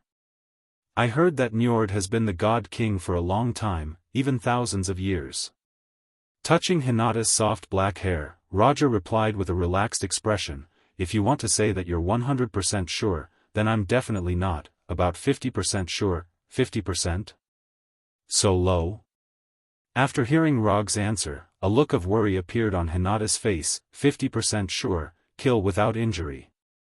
Rog explained that he had a 50% chance of winning. If it's just killing Njord, Rog has 80% certainty. But if it's just killing without injury, then he only has 50% certainty at most. Rog-san, you're a bit immodest. Njord is the God King, you can't underestimate your opponent like this. You have to be cautious, cautious, and cautious. Obviously, she only has 2 or 3 combat experience in total, but now she's reminding Rog not to underestimate his opponent. This is not immodest, this is called strategic contempt for the enemy. How can Rog underestimate Njord? The ninja coins reward given by the system is enough to prove something. Chapter 644. The news of the fourth Hokage Rog challenging the King of Gods Njord quickly spread throughout the capital with Gulweg's help. To be precise, it took less than an hour for the news to spread throughout the capital. Challenging the Warner Protoss's King of Gods in Warnerheim was something that had only happened a few times in the history of Warner Protoss. Not to mention, the person who challenged the King of Gods this time was an Earthling. If there was a ranking among Warner Protoss about who their most hated enemy was, Rog would definitely take the first place without any suspense. Even the goddess of death Hela, who was now leading the Frost Giants and Flame Giants to invade Warnerheim, was more popular than him. The reason for this was very simple. First of all, Rog helped Asgard's army defeat the Warner Protoss army twice. The first time was when Loki destroyed the Bifrost, and the second time was after Odin's death. These two opportunities were a once-in-a-lifetime opportunity for the Warner Divine clan. Unfortunately, these two opportunities were stopped by Rog. In addition to these two times, Warner Protoss also blamed Rog for the goddess of death Hela's invasion of Warnerheim. After knowing that Asgard had once fought with the goddess of death Hela in Jotunheim and defeated her, many Warner Protoss had an idea that didn't make sense but fit their mentality. They believed that it was Rog who helped Asgard defeat the goddess of death Hela, which led to Hela's invasion of Warnerheim. If Rog hadn't helped Asgard, Hela would have definitely defeated Asgard's army and become the monarch of Asgard.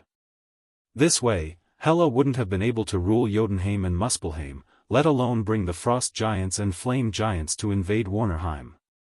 Therefore, everything that Warnerheim was suffering now was Rog's fault. What was even more difficult to understand was that there were only a few Warner Protoss who accepted this explanation. Therefore, Rog became the most hated person in the entire Warner Protoss. After knowing the thoughts of these Warner Protoss, Rog's only reaction was that no wonder Warnerheim had always been inferior to Asgard. When they encountered problems, they didn't look for the reason themselves, but blamed others instead. It was unreasonable for such a race to be better than Asari. Although Loge did not take these thoughts of the Vannas to heart, he had to admit that this idea, which was shared by most of the Vannas, had caused him a lot of trouble. Although Gulwig stopped the Golden Thorn's arrest warrant, she couldn't stop people's thoughts. Therefore, Rog, who was living in the hotel, suffered a lot of unnecessary disturbances. This included, but was not limited to, people who always tried to break into his suite, or booked all the rooms around his suite, and then attacked him with noise from morning to night. Even his mount, Fenrir, suffered a lot of unnecessary harassment. In the beginning, Rog had planned to personally teach these arrogant fellows a lesson.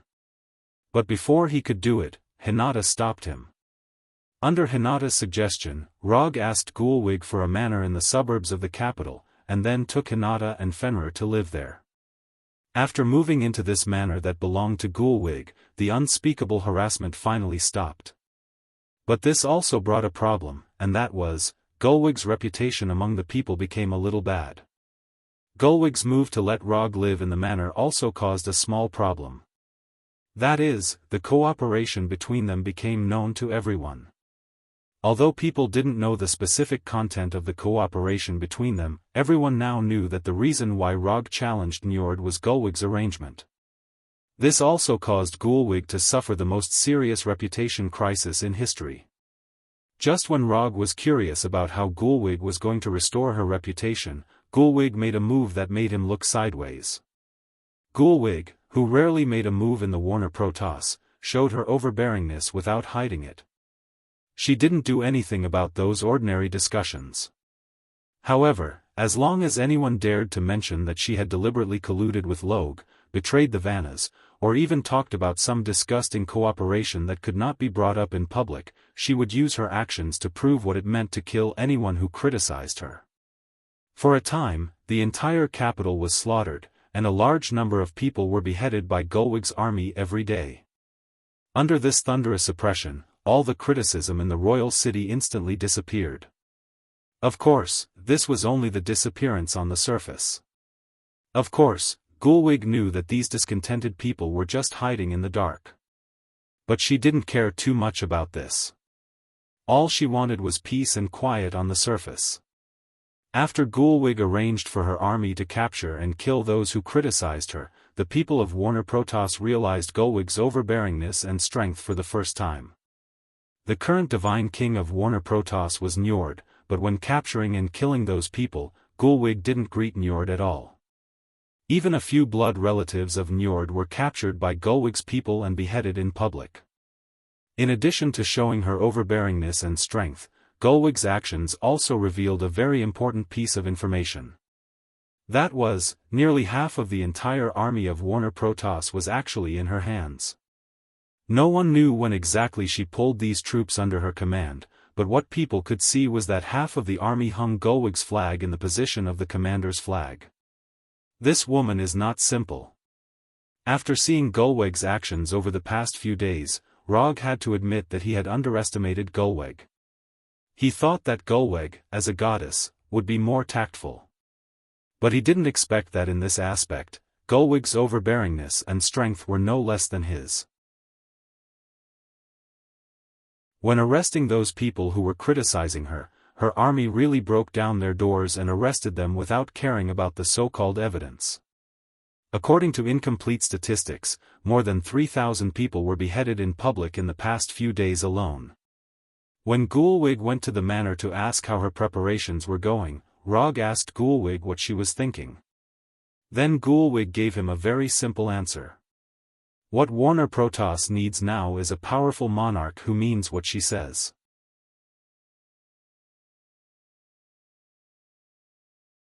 Chapter 645.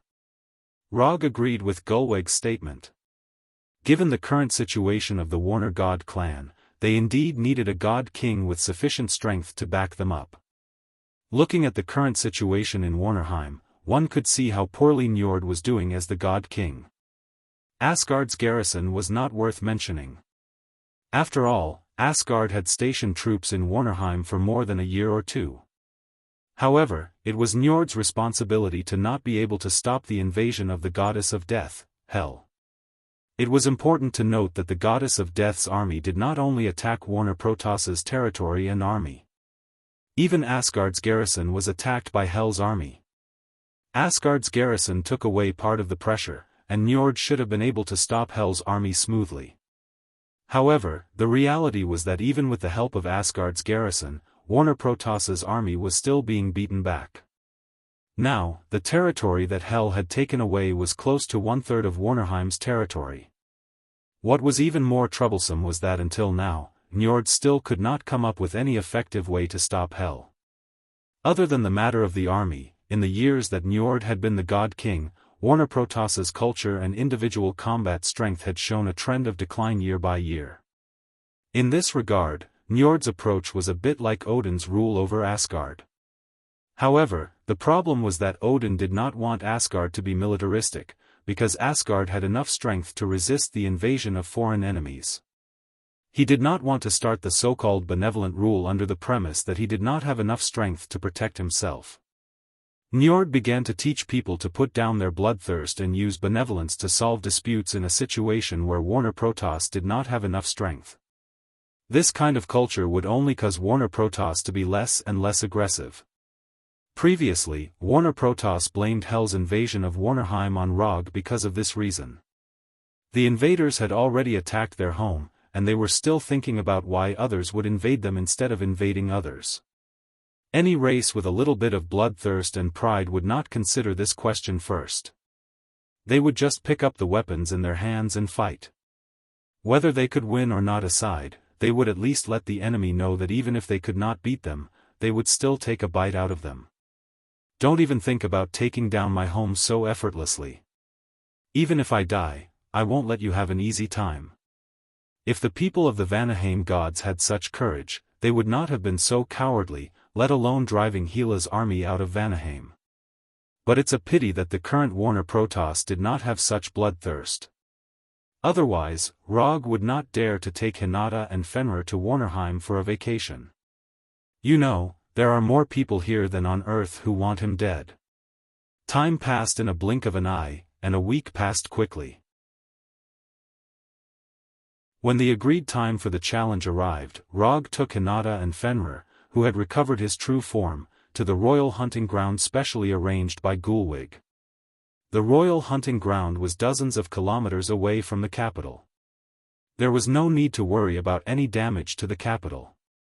When Rog and Hinata rode Fenrir to the royal hunting ground, which was not open to ordinary people, was already crowded with people.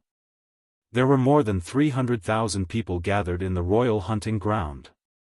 Most of them were residents of the capital. Of course, there were also a small number of people who came from other cities. In the past week, a simple super-large arena had been built. It was a large circular ring with a diameter of 1 kilometer. Around the ring, there was a 500-meter-wide isolation belt. Outside the isolation belt was the audience area. Of course, it was impossible for Gulwig to arrange seats for all the audience. As long as there is a small area in the direction of the capital, there are 6 high platforms that can accommodate a total of 1,000 people. Fenrir will accompany you, I will be alone.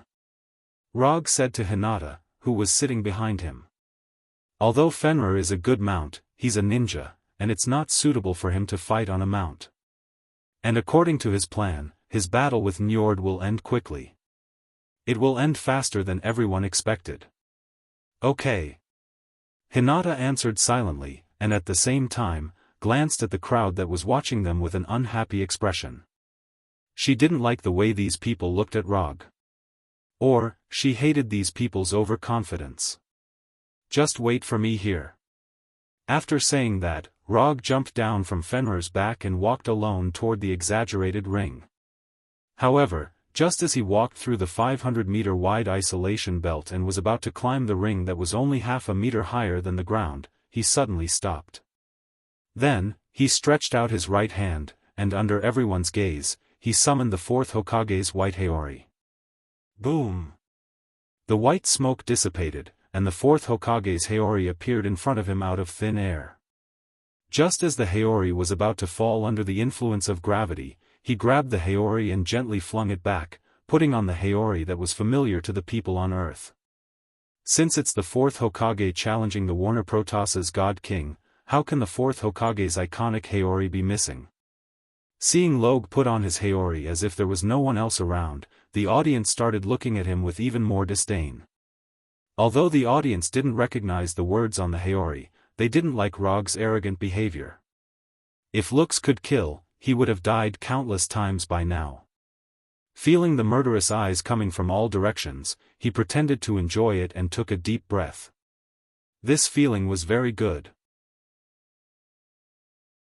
Then, his figure disappeared directly, and he used the body flicker technique to come to the center of the ring. Not long after he came to the center of the ring, Njord, who was riding a huge black saber-toothed tiger, wearing a pale golden armor, and holding a golden trident, came in front of him. Isn't this His Majesty the God King? We meet again. After seeing Njord's arrival, Rog took the initiative to greet him. He didn't know if Gerwig did it on purpose or not, but in this ring, there was a super-large sound transmission magic that could let the conversation between them pass to everyone's ears without missing a word. In the matter of attacking Njord's prestige, Gerwig really didn't hold back. Last time, it was Odin who saved you. You won't be so lucky this time. Compared to Rog, Njord's tone was much more dignified. Odin might have saved me last time, but he might also have saved you. The person whose armor was pierced through seems to be you, His Majesty the God King, right? At that time, Rog had just mastered the immortal mode, so Njord took his most powerful attack without any suspense. Immortal spell, lightning escape, spiral electromagnetic cannon. Arguing is meaningless. Today, I'll let you know what the God King's might is. As soon as he said that, Njord released his God King's aura without reservation, which was the so-called Divine Father's aura. The God King's might?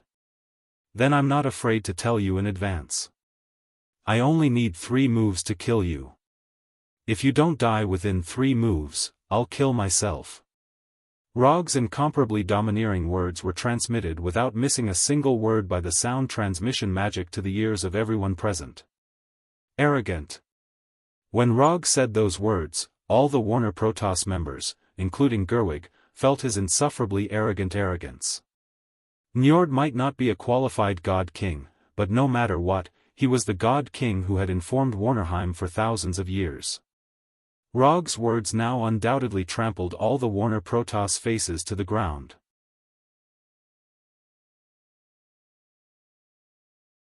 Chapter 646. If Njord only loathed Rog before, and hated him for teaming up with Gulweg. But now, he really wanted nothing more than to grind Rog's bones to dust. In his own kingdom, in front of 300,000 Warner Protoss, he actually dared to boast that he would kill him in 3 moves. This was no longer a matter of provocation, but that he didn't even put him in his eyes. For a moment, Njord's body surged with an intense killing intent. Under the influence of his divine power, the originally endless blue sky suddenly became as gloomy as ink. Oh, he's actually angry. Looking up at the instant change in the sky, Rog still maintained his initial calmness. That's right, Njord was indeed the Divine King, the so-called Divine Father. But after browsing through the detailed information provided by Gulweg, he finally understood why he instinctively suspected that Njord hadn't reached the Divine Father level. The reason was very simple, because Njord's Divine Father level strength wasn't cultivated by himself. The reason why Njord could become the Divine King was purely because he inherited the authority left behind by the previous Divine King. Thus, he was promoted to the Divine Father level and became the Divine King of Warner Protoss. To put it simply, Njord's Divine Father level strength was obtained through cheating. This was also why Odin and Njord were both Divine Fathers, but the pressure Rog felt from the two of them were completely different. If he challenged Odin, Rog would feel that he was courting death. But if he challenged Njord, he felt that he could still do it. Yes, it was just okay, and it wasn't to the point where he could win for sure.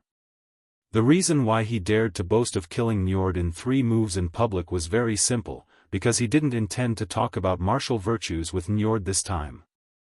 Rog would have to be crazy to talk about martial virtues with a divine king who had lived for God knows how many millennia. Moreover, this was in his own country. So, he picked out one of his 3 infinity stones and silently carried it with him. He did not choose the reality gem that he had for the longest time, nor did he choose the soul gem that he obtained last. Instead, he chose the power gem that has a very high compatibility with Thanos. A few days ago, he had secretly tested his compatibility with the power gem. In the end, he found that it wasn't too bad. To be precise, it was even more compatible than the gem in reality. This could also be because the power gem approved of his fighting style. Although Njord was filled with killing intent towards Rog right now, he was still a god king after all. He could not attack Rog first. Sometimes, people were just so hypocritical. He clearly wanted to skin the other party alive, but he still forced himself to maintain this so-called attitude. Njord had to maintain his so-called dignity as the Divine King, but Rog had no such concerns. He suddenly put his hands together and silently chanted. Sage mode. In an instant, an astonishing amount of natural energy was absorbed into his body and mixed with his own chakra to form the Immortal Technique chakra. At the moment when red lines started to appear on his eyes and forehead, he immediately used the strongest move of the Would Escape technique.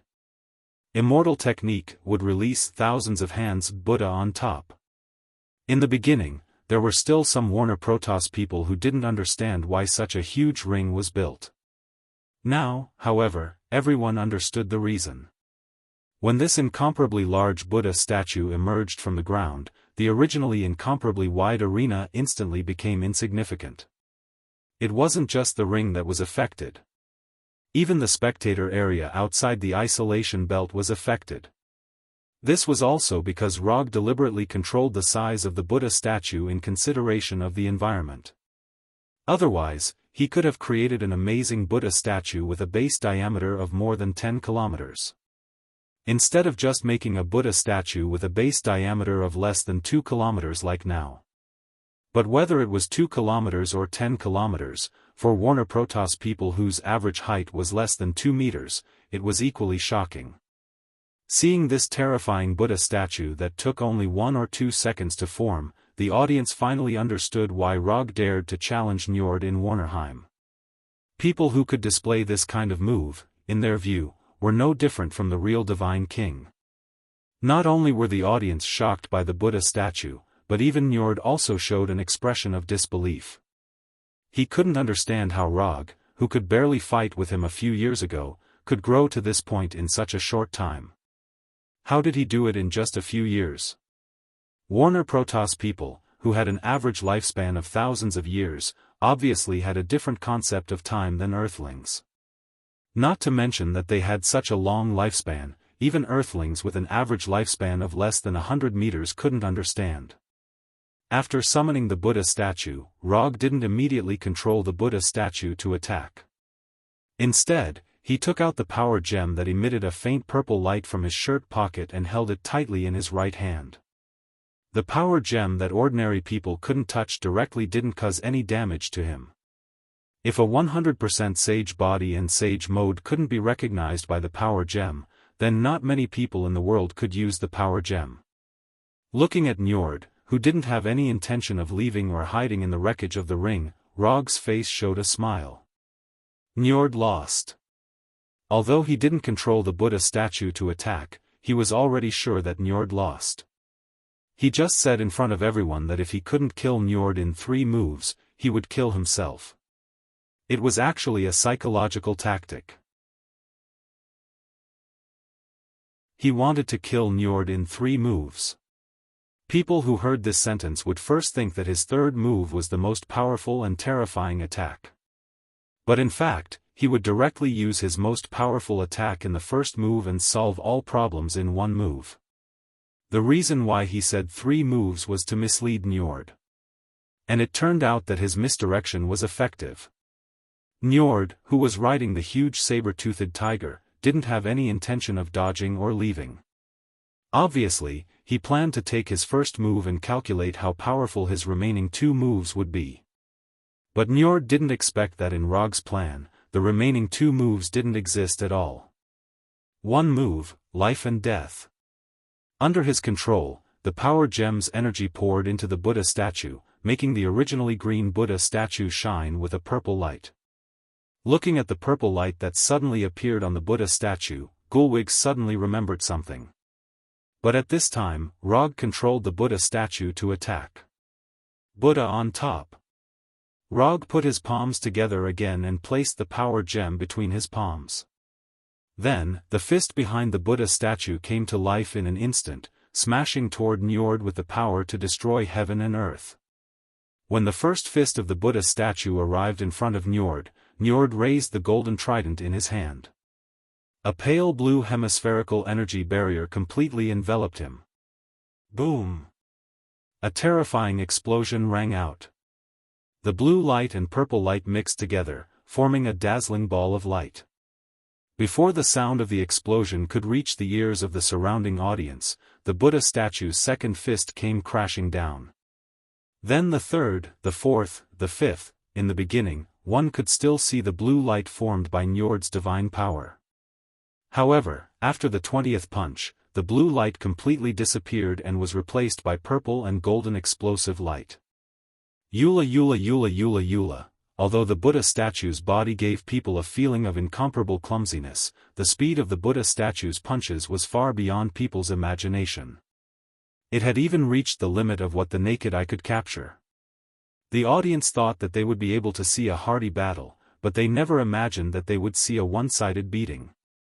Terrifying explosions rang out continuously, and the shockwaves and shockwaves of the explosions swept out like a tsunami. The earth began to crack, and the continuous violent tremors continued. At this moment, the rapidly punching Buddha statue became the most eye-catching existence in the entire world. The earth wailed, the mountains trembled, and the sky mourned. This doomsday-like scene only lasted for a little more than a minute before it came to an end. In this minute, Rog unleashed all the thousands of punches behind the Buddha statue, not leaving a single one behind. In order to ensure that every punch had enough power, he not only crazily consumed the chakra in his body, but also constantly urged the power gem to provide energy. While he was activating the power of the power gem, a voice that sounded like the ravings of a devil kept appearing in his mind. Smash the world with 1 punch. Smash the world with 1 punch. Smash the world with 1 punch. The power gem certainly had the ability to destroy a world with 1 blow. But the problem was that Rog's physique couldn't withstand such an energy output. The achievement of destroying a world with 1 punch was indeed tempting, but he didn't want to become like Thanos, who was unable to resist the backlash of the power gem. Under the temptation of this demonic raving-like voice, he always maintained his initial rationality and did not let the energy provided by the power gem exceed the limit that he and the Buddha statue could withstand. When the Buddha statue stopped attacking, he didn't hesitate and directly threw the power gem in his palm into the summon scroll, and then deactivated Sage mode. As time passed, the smoke and dust raised by the explosion gradually dissipated. When everything returned to normal, the audience, who had come to watch a good show but had almost been killed by the attack, saw the scene in front of them clearly. The Buddha statue with the amazing size was still standing in front of them like a mountain peak. But compared to when it first appeared, the fists behind the Buddha statue had all disappeared. In front of the Buddha statue was a deep pit with a diameter of several kilometers and a depth of hundreds of meters. There was no gravel in the deep pit, nor was there any living thing.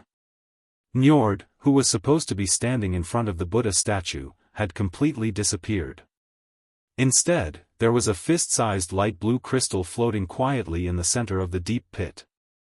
This light blue crystal was none other than Njord's origin energy. Or rather, it was his God King's authority. Under the attack of the Buddha above the top, Njord didn't even have the chance to self-destruct and was completely killed by the Buddha above the top integrated with the power gem's energy. Apart from the God King's authority, Njord didn't leave anything behind. Not even his bones were left. It was finally over. Glancing at the God King's authority floating quietly in the center of the deep pit, Rog stretched out his right hand and used 10,000 mammoth heavens pull, sucking the God King's authority into his hand. This battle was not a loss. Although the God King's authority was Njord's origin energy, Rog wasn't sure if he could make Njord leave the God King's authority behind. This was a matter of luck to begin with. If killing a God King could give him a God King's authority, then the God Kings of this world would be too insecure. After throwing the fist-sized God King's authority into the medium scroll, Rog turned his head and looked around.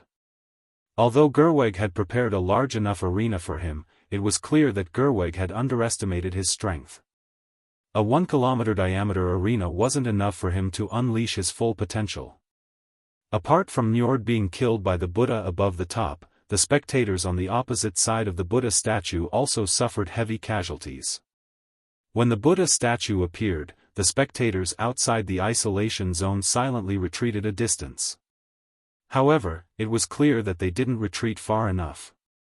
Rog didn't know how many spectators died from the attack, but judging from the deep pit in front of him that was several kilometers in diameter, the number of spectators who died wasn't small.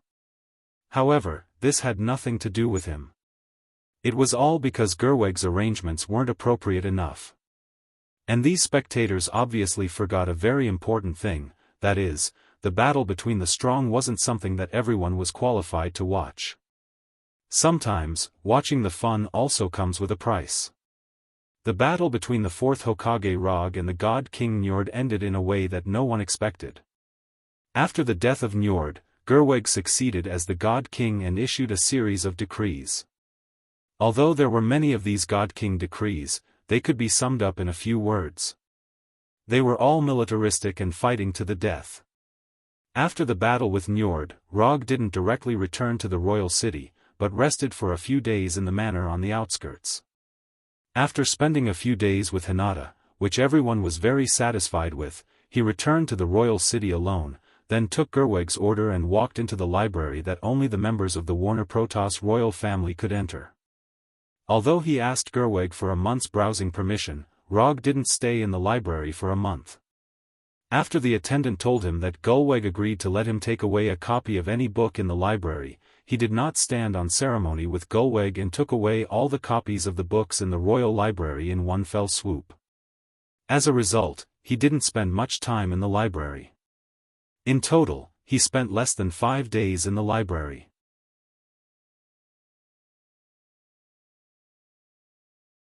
Chapter 647. After taking away all the copies of the books from the Warner Protoss Royal Library, Rog left the capital with Hinata and Fenrir.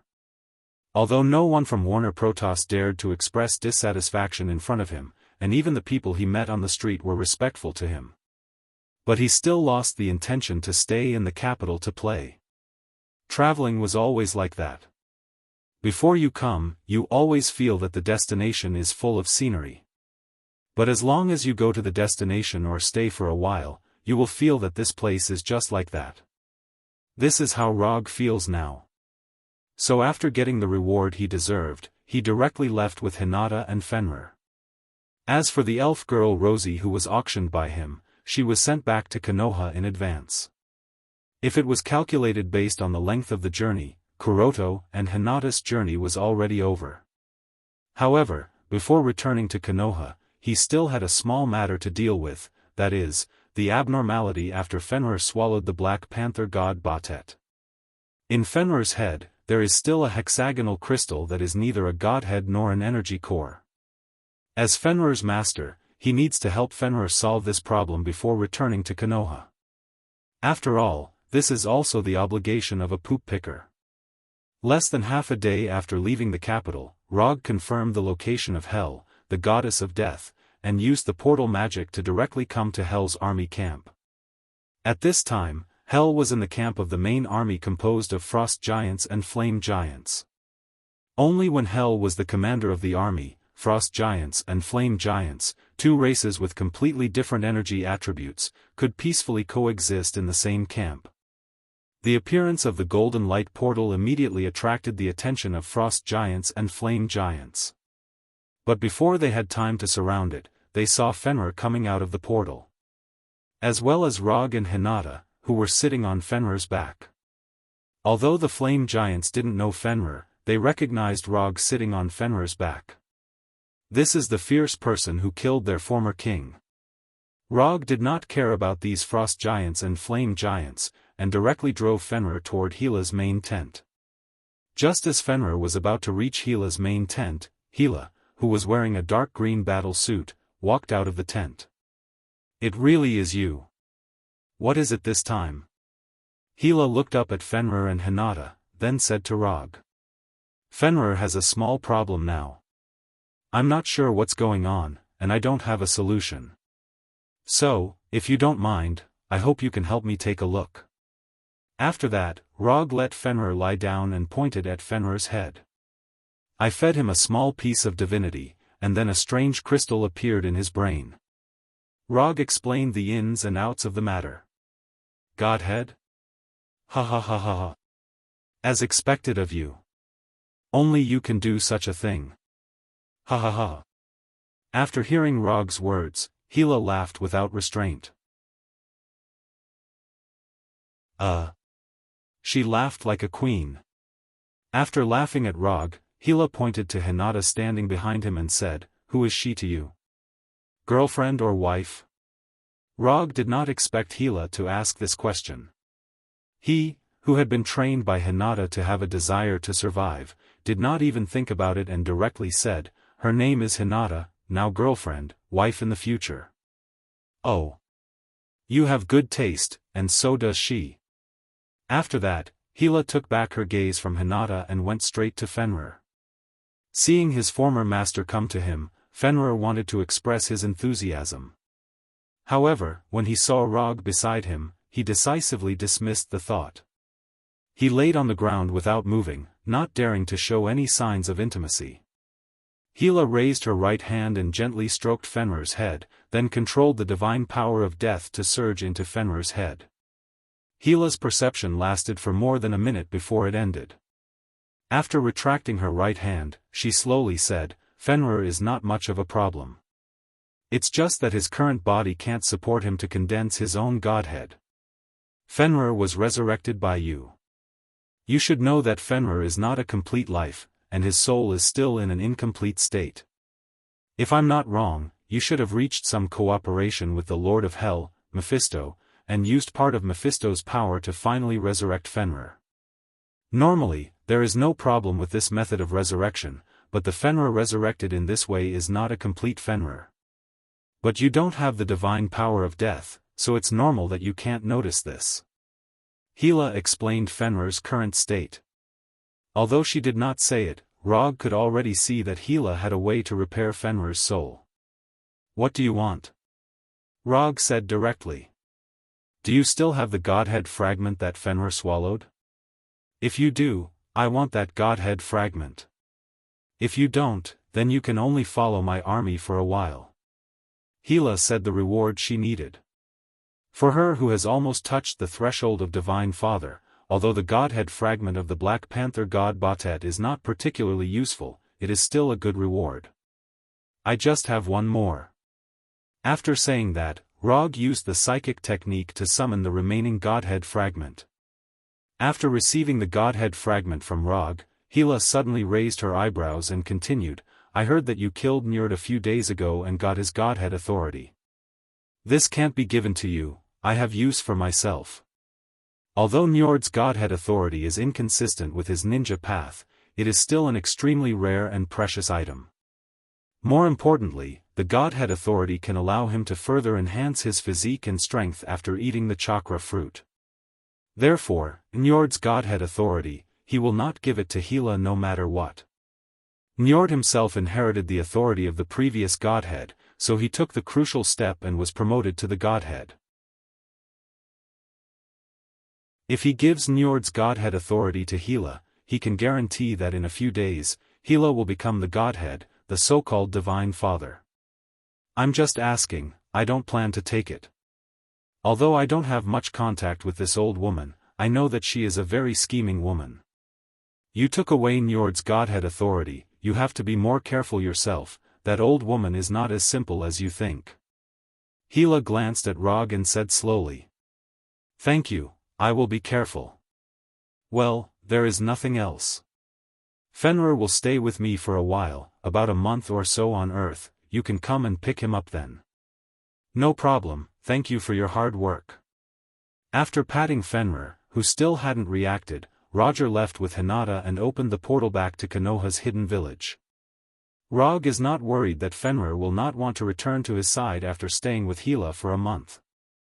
To some extent, Fenrir is a wolf with good morals, he will not make unwise choices that endanger his life. More importantly, Hela will not rob him of Fenrir. If Hela wants to get Fenrir back, she has a more effective way. For example, consuming one of Rog's 3 promises. Compared with when he left, Konoha's hidden village has not changed much. The infrastructure and expansion work that should be carried out is still continuing, and the interstellar trade that should be carried out is also constantly being carried out. In other words, whether Rog is in Konoha's hidden village or not, it will not have any impact on the development of Konoha's hidden village. Of course, when Konoha is invaded by a powerful foreign enemy, Rog, the 4th Hokage, can play a role. After returning to Konoha's hidden village, Hinata just returned to the Hokage's mansion to change her clothes, and then went to the Hokage building with Roki, who was sent back in advance. Hinata took her new personal assistant Roki to the Hokage building, while Rog went alone to the lush forest outside Konoha's hidden village. With the various plants provided by Igo, the planet Tatooine has been completely restored. Just by looking at the current environment of Tatooine, it is completely impossible to imagine that it was a desert a few years ago. This is my planet. Rog himself didn't expect that after coming to this world, he would have a planet that completely belongs to him. This is more than a difference for him who almost couldn't afford to pay the rent before. After calming down, he summoned the silver surfboard of the Silver Shadowman. Because he wanted to challenge Njord, he didn't study this surfboard seriously. After returning to his own territory, he finally had time to satisfy some of his little curiosity. However, he didn't expect that his research on the silver surfboard would take more than half a month. The location of the research was also moved from the forest outside the village to the laboratory in the village. After more than half a month of research, he can basically be sure that the former owner of the surfboard, the Silver Shadowman, is not dead, but he doesn't know where he fell. In addition, through the study of the cosmic energy on the surfboard, he found a way to devour all the energy of a planet in just 2 or 3 days. How to say it, this method of devouring is very similar to Uncle Devourer. Unlike his Sage mode, which only integrates natural energy, the method of devouring energy developed on the surfboard is directly aimed at completely destroying a planet. All the matter and energy on the planet are reduced to the purest cosmic energy. Then, it is eaten in one bite. This method of devouring makes him unconsciously think of the truth-seeking ball. The truth-seeking ball can also devour everything formed by the nature of yin and yang, the 5 elements, and return everything to nothingness. However, compared to the truth-seeking ball, the method of devouring the planet provided by the surfboard is much simpler and more crude. In addition to the method of completely devouring the planet developed from the surfboard, Rog's biggest gain is to figure out how to transform cosmic energy into natural energy. It may not be appropriate to call it natural energy. To be more precise, it should be to transform cosmic energy into forms such as heat, gravity, or kinetic energy that are common on the planet. Quickly devouring the planet and transforming cosmic energy into other forms are the most important gains of his research over the past half a month.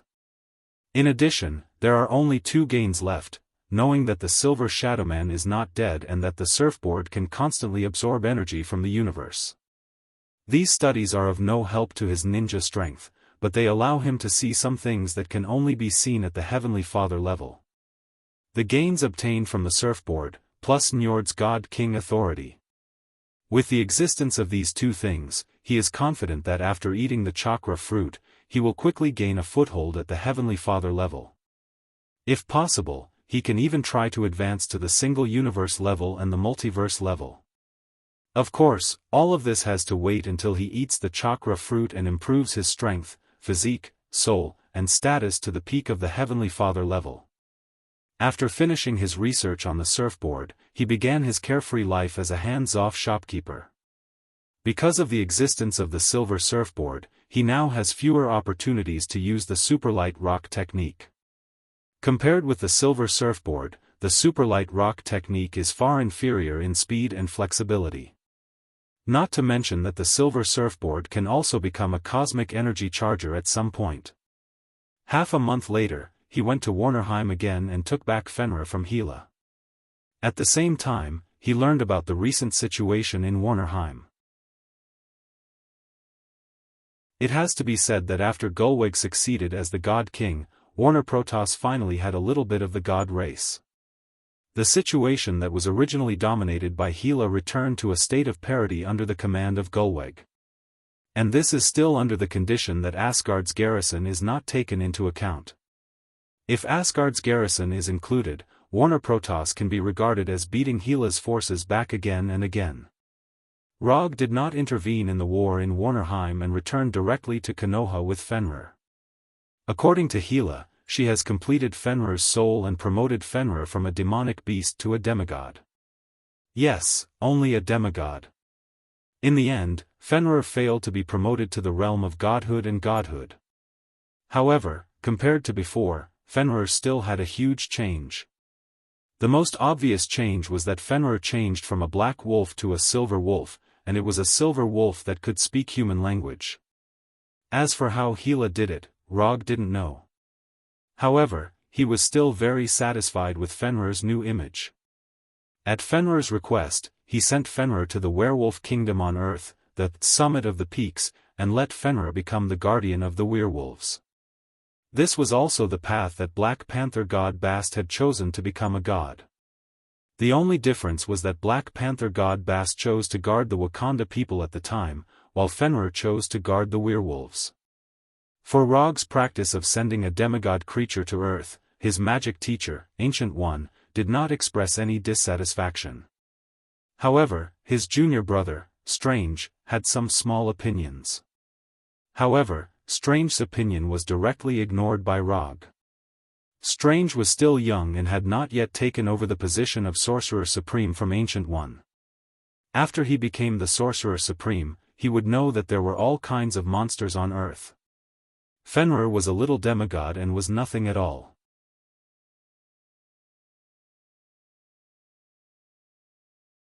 Chapter 648. After sending Fenrir back to Earth, Rog's leisure days were officially over. Now there is more than a month left before the chakra tree fully matures. He needs to adjust himself to the best state during this time, and then eat the chakra fruit that can make him an immortal. In fact, other than adjusting his condition, there was nothing else he could do. If possible, he also needs to raise the resonance of Kyubi in his body to the level of complete compatibility. Although after eating the chakra fruit, the biju's help to him is not so obvious. But in any case, Kyubi was exchanged for 2,000 ninja coins. It's not in his character to waste it like this. When Rog put all his attention on the adjustment of his state and the improvement of Kyubi's resonance, his already amazing chakra amount is constantly increasing. It wasn't until he developed the sage body to 100% that he finally understood why Hashirama has far more chakra than ordinary people. Chakra is the product of the fusion of spiritual energy and physical energy, and the limit of the body determines the amount of physical energy. Although the sage body also has a limit, that limit is far beyond ordinary people. Even Rog, whose chakra amount has reached 0.7 pillar, is far from touching the limit of the sage body at this time. He can't even see where the limit of the sage body is. Time passed day by day, and Rog's chakra amount is increasing at a steady rate. What surprised him even more is that Kyubi, who was not very compatible with him, has become extremely tacit at this time. A month and a half is not long, but it's not short either. When Rog finished this life of eating and sleeping in addition to cultivation, he opened the system and took a look at his current chakra amount and the resonance with Kyubi. Chakra amount, 2 pillar, 1. 4 pillar, 0. 8 pillar for Biju, Jinchuriki, Kyubi, resonance, 8. Because of the time, he was unable to raise the resonance of Kyubi to 9 and reach a perfect fit with Kyubi. However, he didn't pay too much attention to this. Although he was still a distance away from perfect fusion, this did not prevent him from using the nine-tailed mode and fully transforming into a tailed beast. After leaving the Hokage's exclusive training room, Kuroto returned to the Hokage's residence and took a comfortable hot bath. After that, he changed into clean clothes and opened the portal to Igo. Before he left the training room, he received a message from number 2. Igo specially contacted the Golden Jack and reported the news that the fruit of the divine tree was about to ripen. As soon as he stepped out of the portal, Rog saw the real towering tree. Glancing at the 1,000-meter-tall tree of God, he sighed emotionally. After waiting for so long, this day had finally arrived. As soon as the portal behind him disappeared, Igo, who was completely formed by energy, appeared in front of him. Compared to before, Igo's appearance now looked even older. Although Igo had a head full of white hair in the past, he didn't look old at all.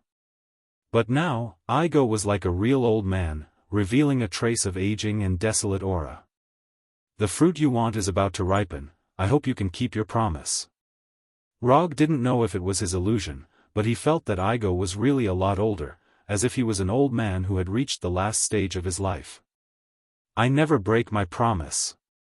Rog gave a positive answer. Although he used Kodo Amitsukami to tamper with Igo's mind to make Igo obediently cooperate with him to plant the divine tree. But in any case, Igo paid a lot for the maturity of the divine tree. The divine tree is the root of all chakra and the most important strategic weapon of the Otsutsuki clan. If the divine tree wants to mature, it needs to spread its roots to every corner of the planet and absorb the life chakra of all the creatures on the planet. When the life chakra of the entire planet is absorbed, the divine tree will mature and bear the chakra fruit. In other words, the moment the chakra fruit matures, all the life on the planet will die. If Rog had planted the divine tree in the normal way, the chakra fruit would have indeed taken all the life on the planet. However, he had used a rather tricky method to plant the divine tree on Igo, a planet that possessed self-awareness. With Igo's cooperation, the roots of the divine tree did not spread to the whole planet, and the chakra fruit did not take all the life on the planet. But even so, the divine tree still brought great harm to Igo's planet. Compared with the previous Igo star, the current Igo star is more than a little desolate. If observed from outer space, it can be clearly seen that nearly half of the Igo star has become a desert and a dead land. That's good. After this matter is over, let's try not to meet in the future. I'm old and can't stand the stimulation given by you young people. In terms of the life on the planet, Igo is still very young. But compared to Rog and the others, Igo is an out-and-out old man. He is even older than Odin. We can still meet. Don't worry, I will only do this kind of thing once, there won't be a second time. As long as you don't plan to expand the life of the planet in the future, I won't make things difficult for you. Igo may not have been a good planet in the past, but Rog still likes Igo now. In any case, Igo is giving his life to the divine tree to devour. Just this point alone has changed Rog's view of him a lot. Let's talk about that later. Since you're here, then I'll let the fruit have its final energy devour. As soon as his voice fell, Igo turned into a mass of blue-white energy and disappeared. At the same time, a stream of blue-white energy appeared on the ground and in the sky like a river. This blue-white energy is like a river flowing into the sea, constantly pouring into the divine tree. With the entry of this energy, the top of the divine tree burst out with a purple light like the sun. After seeing this scene, Rog didn't hesitate and used the super light rock technique to fly to the top of the divine tree. As the blue-white energy continued to pour in, the purple light at the top of the divine tree became more and more dazzling. When Rog flew to the top of the divine tree, the purple light was so dazzling that even he couldn't open his eyes. This dazzling purple light didn't last for too long. In less than a minute, the light gradually dimmed. When the light completely disappeared, Rog came to the top of the divine tree like a platform and walked toward the small chakra fruit. Compared to the huge body of the divine tree, the chakra fruit is so small that it makes people wonder if the fruit is ripe or not. Looking at this purple fruit that is not much bigger than the palm of his hand, Rog hesitated for a moment. Then, he stretched out his right hand and plucked the fruit. The moment he plucked the chakra fruit, the 1,000-meter-tall divine tree suddenly shook violently. Under Rog's gaze, this mountain-like divine tree quickly withered. In just a few seconds, it withered to the point where it was blown away by the wind. Rog didn't know if this is a normal phenomenon after a fruit has ripened, but he didn't care too much about it. Instead, he focused on the chakra fruit in his hand. From its appearance, the chakra fruit is a bit like a purple apple. Just by looking at its appearance, Rog couldn't see anything special about this chakra fruit. But when he used the chakra perception technique to seriously sense the fruit in his hand, he felt an indescribable terrifying chakra. Unlike the so-called 7-attribute chakra, the chakra in the fruit doesn't have any attributes. It is just a pure primitive chakra. It should be right. The divine tree is the root of all chakra, so the chakra fruit of the divine tree should also be the purest and most original chakra. After taking back his gaze from the chakra fruit, Rog once again cast the portal magic and returned to Konoha Hidden Village. Although Igo is quite pleasing to the eye now, he doesn't dare to eat the chakra fruit in front of him. Who knows what will happen after eating the chakra fruit? After returning to the training room that only he can use, he swallowed his saliva and then put the chakra fruit in his mouth. After hesitating for a few seconds, he opened his mouth and bit the chakra fruit. At the moment when the chakra fruit entered his mouth, he unexpectedly found that the chakra fruit didn't taste as bad as he thought. It could even be said that the taste was not bad. Soon, the chakra fruit was completely swallowed by him, not even the core was left. That's it? The chakra fruit was eaten, but Rog didn't feel anything different. His body didn't change, the chakra fruit didn't change, nothing changed. What's going on? It shouldn't be. The sapling of the divine tree was exchanged from the system, there should be no problem. The ripening of the fruit was also done under his watch. Igo couldn't have had the opportunity to do anything, and it's impossible for Igo to do anything. Others may not know how much importance he attaches to the chakra fruit, but Igo must be very clear. He wouldn't risk his life for that. So what's the situation now? Just as Rog was considering whether to do a detailed examination of his body, an unbearable pain suddenly came from his forehead. Fuck. Even if he has been fighting for a long time, he was stimulated by this pain and couldn't help but hold his head, and his body trembled uncontrollably. The pain from his forehead didn't stop, and there was also a burst of tearing inhuman pain in his body. If it was physical pain, it was still at a level that he could barely accept. But what happened next was completely beyond Rog's expectations and control. The chakra in his body began to operate uncontrollably. The nine-tailed beast that was sealed in his body also let out a painful howl, and frantically destroyed the seal. From the beginning, he had the 7 attributes of chakra: fire, water, wind, thunder, earth, yin, and yang. It began to develop in a direction that he had never understood before. Or rather, fusion. The 7 attributes disappeared little by little, and in their place, there was a golden chakra without any attributes. While the chakra was fusing strangely, the pain from his forehead became more and more obvious, as if someone was constantly hacking his forehead with an axe. The pain and stimulation from every corner of his body occupied all his consciousness and thoughts. He couldn't even feel the passage of time and the existence of space. When his consciousness returned to his body, Rog found himself kneeling on one knee in the training room with sweat all over his face. As soon as he opened his eyes, he raised his right hand and touched his forehead. Then, he didn't touch anything that shouldn't exist. Fortunately. It's not the situation he imagined. But just in case, he still used the flying Thor and returned from the training room to the bathroom of the Hokage's mansion. After confirming that he didn't grow a third eye, he finally breathed a sigh of relief. When the severe pain came from his forehead, he remembered Otsutsuki Kagaya and Otsutsuki Momoshiki with 3 eyes.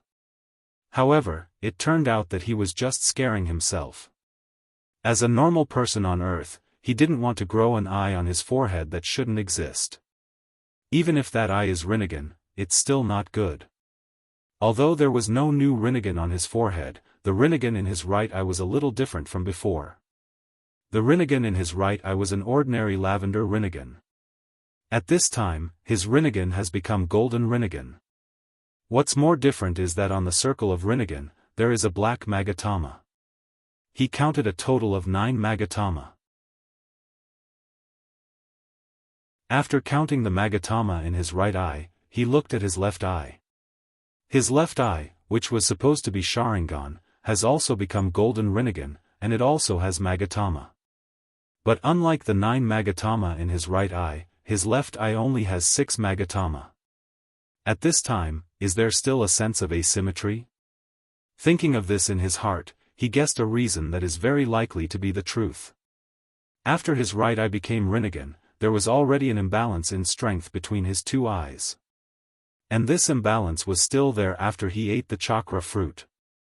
The right eye was originally an ordinary Rinnegan. Under the strengthening of the chakra fruit, it was strengthened to 9 Magatama Rinnegan. And the left eye, which was originally Manjikyu Sharingan, was strengthened to 6 Magatama Rinnegan. If he knew this would happen, he should have upgraded both eyes to Rinnegan. After complaining about himself being lazy before, he took off his clothes that were completely soaked in sweat and began to take a bath again. Although the left eye has 3 Magatama less than the right eye, he is not particularly worried. If he guessed right, he should have the opportunity to upgrade his left eye to 9 Magatama. Of course, if he can't upgrade it, it doesn't matter.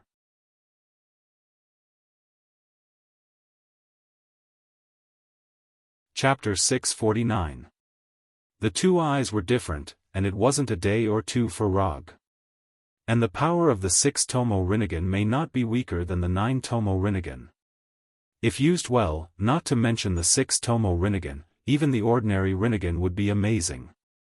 Rog, who was lying in the bathtub, suddenly had a feeling of temporarily losing his goal. This feeling, not long after he got Kyubi, he also had once. At that time, it was Xiao Hei who let him regain his goal. But now, this sense of emptiness of losing his goal once again emerged in his mind. While thinking, he suddenly remembered Thanos, who he didn't know where he went. Thanos was reincarnated from his Edo Tensei. Strictly speaking, Thanos is also his summon beast. But because he didn't bury a technique on Thanos, his control of Thanos is far less than the control of Punisher. Not to mention control, he doesn't even know where Thanos is and whether he is still alive. As the caster, he can indeed sense the location of the Edo Tensei. But ninjutsu is not omnipotent, and his sensing range is not large enough to cover the entire universe. Even the Punisher on Earth, he can only sense a general direction now. Counting it, there is only half a year left before the final battle with Thanos. He doesn't know if Thanos can restore himself to his normal state before the day of the final battle. Although Rog gave some suggestions to Thanos and asked him to find the help of Death, one of the 5 gods of creation in the universe, but whether Thanos can find Death, and whether Death is willing to really resurrect Thanos, no one can say for sure. In some parallel universes, Death took a fancy to Thanos, but this doesn't mean that Death in this world can also take a fancy to Thanos. Time passed a little bit, and after taking a hot bath for more than half an hour, he finally left the bathroom and changed into a clean set of clothes. Although he doesn't know the specific situation of Thanos, he still intends to implement it according to the established plan, that is, to use this half a year to completely stabilize his strength, and then have a final battle with Thanos. After enjoying an authentic Chinese meal in the Hokage's residence, Kuroto returned to the training room with the Flying Thunder God. He ate the chakra fruit, and he also got the 9-tomo Rinnegan of Otsutsuki Kagaya and the 6-tomo Rinnegan of Uchiha Sasuke. However, he did not fully understand the state of his body. The 2 Magatama eyes were the most obvious change. Inside the invisible body, there might be some unexpected changes that he couldn't foresee. First, he checked his chakra. Compared to his previous 7-attribute chakra, his current chakra no longer had any attributes. Its color had also changed from light blue to gold. He condensed a Rasengan in his right hand, and then he saw a golden Rasengan. Although he personally preferred the previous blue Rasengan, the gold one looked okay. It gave off a feeling that it was very expensive. After confirming that there was no damage to his meridians and organs, he allowed his consciousness to enter the 8-trigram seal. The internal space in the 8-trigram seal looked no different from before. It was still a huge cave, with a pool of water in the cave, and a closed metal door in the innermost part. The environment didn't seem to have changed, but the problem was that Kyubi, who should have stayed in the sealed door, was gone. What happened? When he was suffering from the pain caused by the chakra fruit, he vaguely felt Kyubi going berserk. But at that time, he was in extreme pain, so he didn't pay attention to Kyubi. After entering the sealed space, he suddenly remembered this matter. Rog frowned as he walked up to the seal gate. He raised his head and looked at the seal talisman that was still intact. The seal is still there, so Kyubi should still be there. But the problem is that Kyubi, who was lying on the door all day, is gone. Eating the chakra fruit will cause the disappearance of Bijou? This thought appeared in Rog's mind for the first time. But this guess was quickly thrown to the back of his mind. After opening the system and taking a look, he found that his Jinchuriki column was still there, which was unexpected. He was still Kyubi's Jinchuriki. So the question is, where did Kyubi go? I spent 2,000 ninja coins to exchange for the complete Kyubi. Thinking of the pain he suffered when he accumulated ninja coins, he directly condensed the golden chakra hand and tore the seal on the door. Then, he pushed open the tens of meters high metal door. Bang! The metal door slammed heavily on the wall of the cave, shaking a lot of huge stones. Rog ignored the falling stones and went straight into the dark cave where the fire couldn't illuminate. However, just as he moved more than 10 meters, a claw bigger than a person attacked him. Rog didn't dodge, he directly raised his right hand and grabbed one of the claws, holding the right hand that was similar to a human's hand. It turned out to be waiting for me here. After tearing the seal on the door, he felt Kyubi's chakra, and then he understood Kyubi's idea. Although Kyubi in his body is not as spiritual as Kurama, he also has his own thoughts. Although it's the instinctive thinking of a beast, it's enough to make some choices. For example, after suffering some inexplicable disaster, Kyubi chose to attack him as a Jinchuriki. Before eating the chakra fruit, Rog was confident that he could directly suppress Kyubi with Manjikyu Sharingan. Not to mention that he now has 2 Magatama Rinnegan. Without any thinking, he directly urged the eye power of Rinnegan and let these invisible eye power fall on Kyubi, who was hiding in the shadows.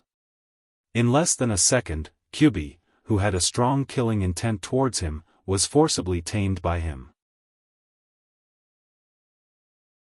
After suppressing Kyubi with dojitsu, he stretched out his left hand and snapped his fingers, and a cluster of flames appeared out of thin air in the cave. Under the illumination of the flames, he slowly said to Kyubi, who could fully understand what he said, "This is the last time I discuss this with you. If you still don't agree, I won't force you in the future, but you won't have any chance to perceive the outside world, so I hope you can answer me after serious consideration. Are you willing to lend me all your power without reservation?" Rog has tried many methods to improve the resonance between himself and Kyubi. But no matter how he deals with it, there is always a looming barrier between him and Kyubi.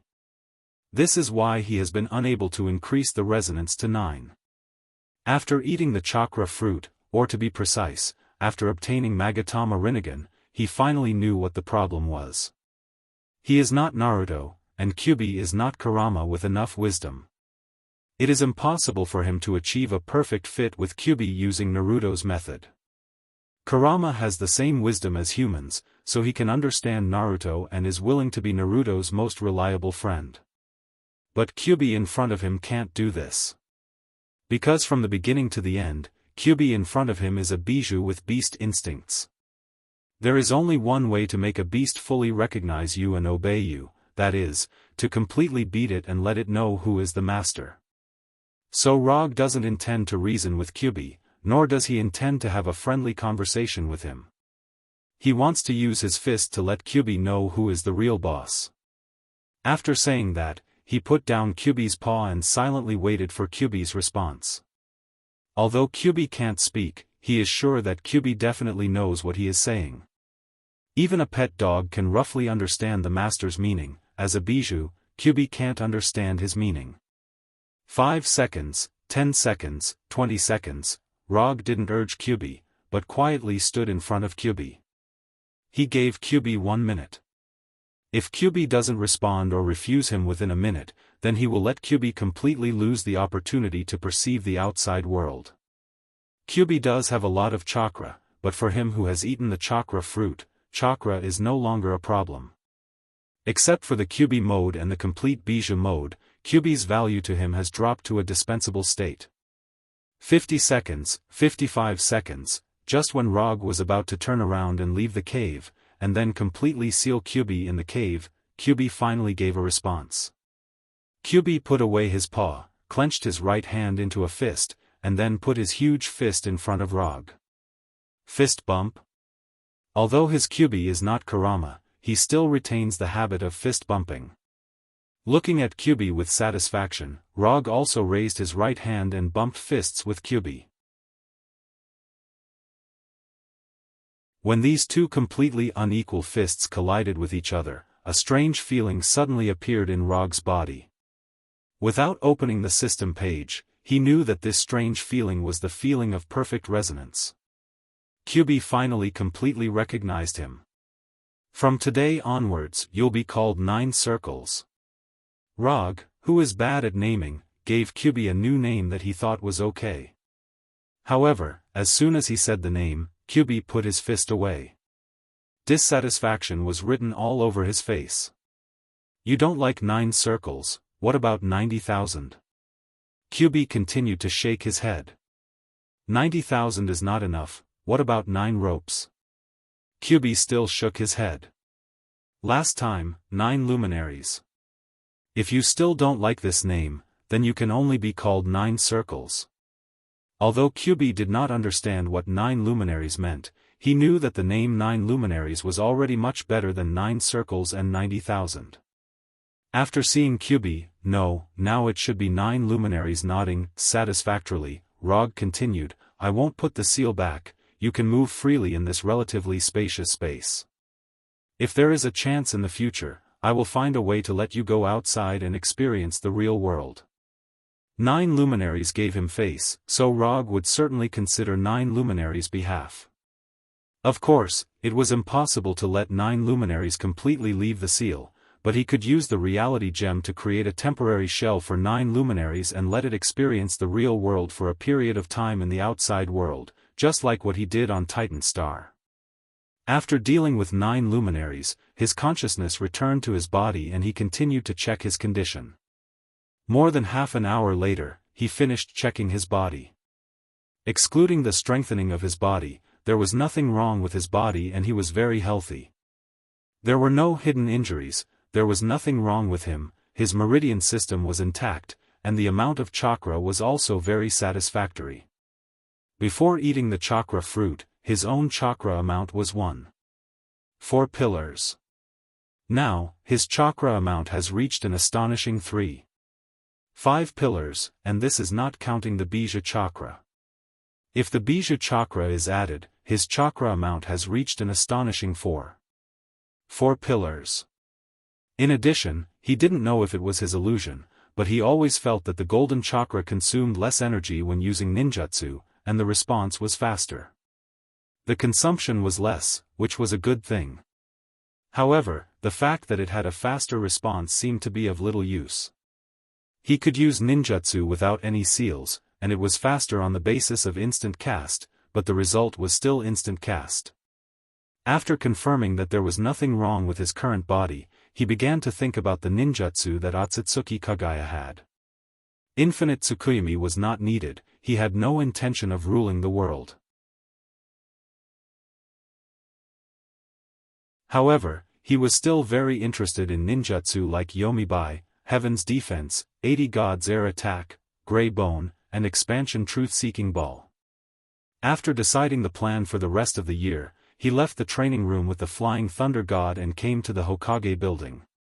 To be precise, he came to Hinata. At this time, Hinata was looking at the display in front of her seriously and frowning from time to time. Next to Hinata was Rosie, who had been an assistant for some time. "Rog, why are you here?" As soon as Rog appeared, Hinata's gaze shifted from the display to him. "Your eyes?" Before Rog could speak, Hinata asked. "I ate the fruit," and then, as one of the only 2 ninjas in Konoha, Hinata was the only one who knew the role of the chakra fruit. "So that's how it is. Then if I'm not wrong, you're going to ask me to develop ninjutsu again?" "Yes, there are a few ninjutsu that I need your help with." Rog's combat power is far beyond Hinata's, but in terms of ninjutsu development ability, even 10 of him together are not Hinata's opponent. Although he can also choose to go to the system to exchange for ninjutsu, he doesn't need to look to know how expensive the ninjutsu he wants will be. Now, he has no interest in performing tasks to accumulate ninjutsu. "Rosie, you go out." Hinata didn't directly answer Rog, but asked Rosie to leave the office. When Rosie left the office and closed the door, Hinata continued, "Tell me, what kind of ninjutsu are you going to develop this time?"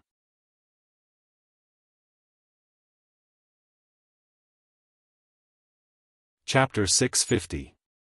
After sorting out the language, Rog told Hinata about the Sharingan ninjutsu he wanted to learn. Of course, he mainly introduced the effects, characteristics, and some of his own understanding of these ninjutsu. As for the specific development, he can't do much. At most, he can cooperate with Hinata to do some tests on the Sharingan. "The ninjutsu you want to develop are not simple, I may not be able to develop them." After listening to Rog's description, Hinata frowned and answered. If possible, she certainly hopes that she can meet all the requirements made by Rog. But some things can't be done just because she wants to. Although Hinata has the Byakugan, she only has the Byakugan. Not to mention the Sharingan, she doesn't even know much about the ordinary Rinnegan. It doesn't matter, just do your best. Looking at Hinata's dignified expression, Rog felt that he was a bit too irresponsible as the 4th Hokage. Not to mention Tobirama, who is a master of ninjutsu research and development, even compared to the other Hokage, his ninjutsu research and development ability is far inferior. Even the 7th Hokage, Naruto, who is known as a wall hanger, has at least developed a dozen or 20 different ninjutsu. Okay. Then wait for me, I will transfer the work at hand to number 2. After saying that, Hinata delegated all the work that she is currently dealing with and may need to deal with in the future to number 2, who never asks for overtime pay. After completing the handover of work, she stretched out her right hand towards Rog. Rog didn't hesitate and smiled and took Hinata's hand. Then the two disappeared from the office together. Although Hinata's ability to develop and learn ninjutsu is amazing, for some reason, she can't learn the Flying Thor ninjutsu. Even if Rog personally taught her, it didn't help. After several attempts, Hinata also gave up learning the Flying Thor. Through the Thor, Rog and Hinata arrived at Hinata's personal laboratory. Although Rog is the Hokage, in the village, the laboratory with the highest specifications is not his laboratory, but Hinata's. What he owned was the training room with the highest specifications. After arriving at the laboratory, Hinata went straight to the 5-meter-long test bench and put on the white coat hanging on the side. Then, he took out a syringe. Seeing these needles of different sizes, Rog unconsciously swallowed his saliva, and then came to Hinata as if he had accepted his fate. There was nothing wrong with Hinata doing experiments. The only drawback was that it consumed a lot of HP. It was the kind of consumption of blood in the truest sense. When Hinata collected enough blood samples, she checked Rog from top to bottom, from inside to outside. After that, she drove Rog out of the laboratory. The rest is Hinata's battlefield. In this regard, there wasn't much Logue could do to help. To be precise, he could only provide experimental samples and test targets. After coming out of Hinata's exclusive laboratory, Rog didn't plan to return to Earth or go anywhere else. He returned to his Hokage's residence alone and put on the Kree Empire's console game helmet. Professional things should be left to the professionals, this is the principle he has always believed in. Although it seems that he is lazy, for Hinata, as long as he doesn't cause trouble, he is the best help. Hinata was studying Rog's Sharingan ninjutsu according to his current physical condition, while Rog was playing virtual games to pass the time. Time passed day by day. Soon, a week had passed. As Hinata predicted, it was extremely difficult to develop Sharingan ninjutsu such as Ryuban, Heaven's Defense, and 80 God's Air Attack. A week has passed, and Hinata still hasn't figured out the principles of these jutsu, let alone successfully developing them. Although she encountered a bottleneck in the development of these ninjutsu, through the study of Sharingan, Hinata accidentally got the idea of further developing the Byakugan. For example, using the Byakugan to release genjutsu, or releasing pressure from a distance, etc. When Hinata told Rog about her findings, Rog couldn't help but take a deep breath. As far as he knows, only Otsutsuki Kagaya can release genjutsu and pressure with the Byakugan. He didn't disclose this to Hinata. But he didn't expect that when Hinata was developing Sharingan ninjutsu, she would accidentally discover this. Hinata wouldn't show signs of developing into Otsutsuki Kagaya, right? However, if Hinata is really developing into Otsutsuki Kagaya, it seems to be a good thing. Looking at Hinata's face full of collagen and still as pure as a minor, Rog's mind was filled with some unhealthy images. After expelling these messy thoughts from his mind, he first confirmed Hinata's discovery of the further development of the Byakugan, and then let Hinata return her attention to the study of Sharingan. The further development of the Byakugan can be solved later.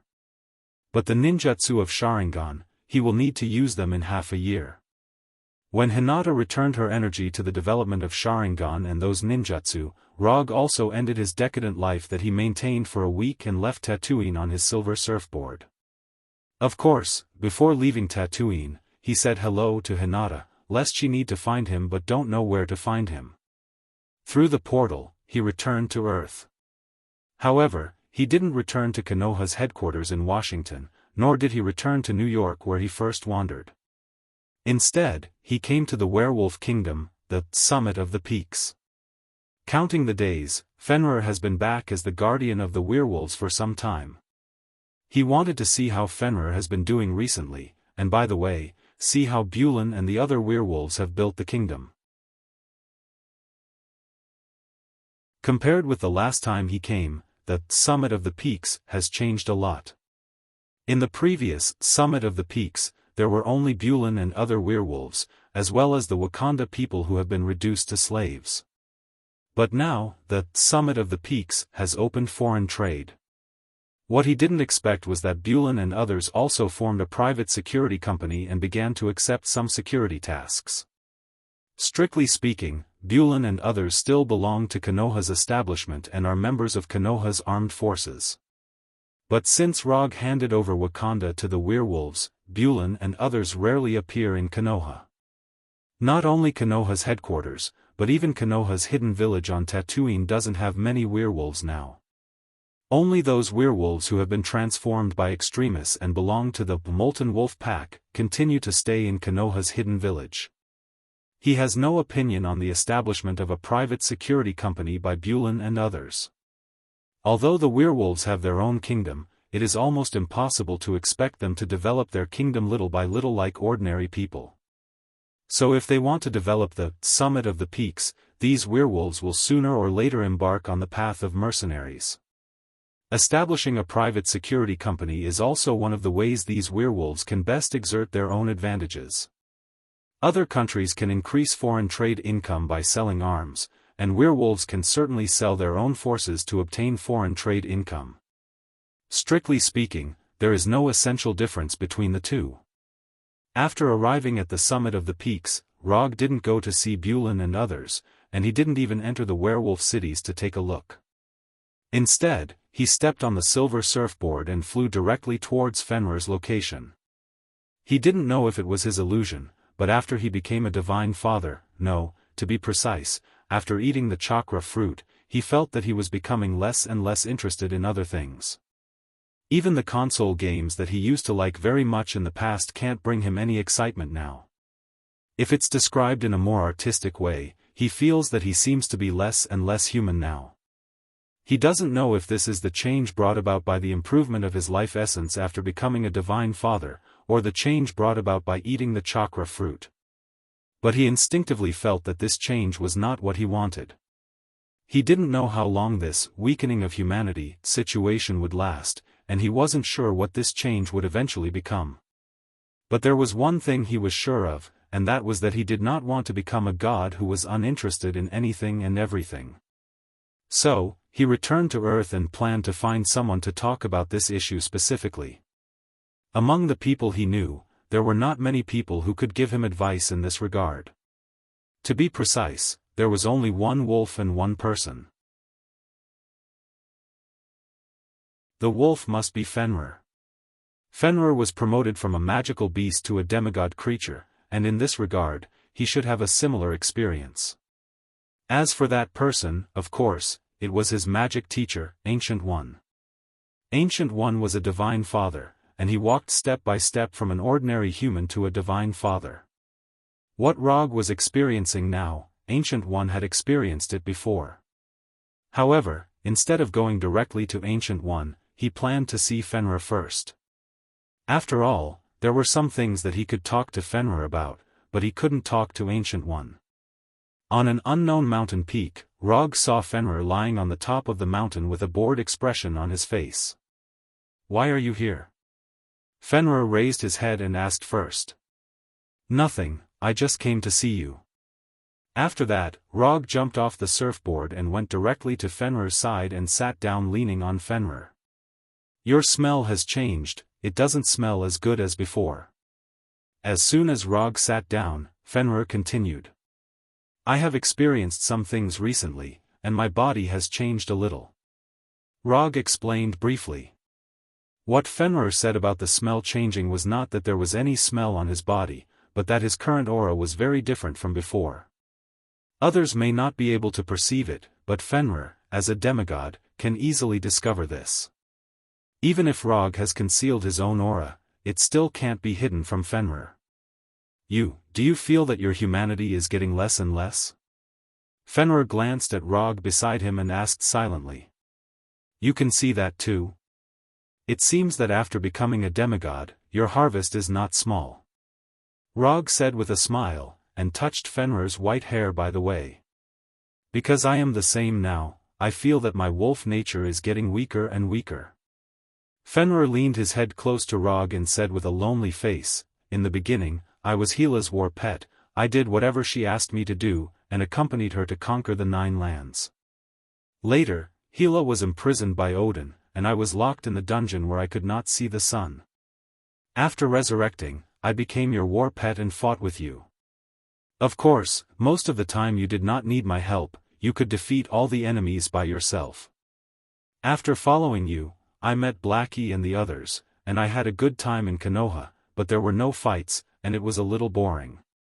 Later, you fed me the shard of divinity and took me to Warnerheim to see Hela, and let her solve the small problems in my body.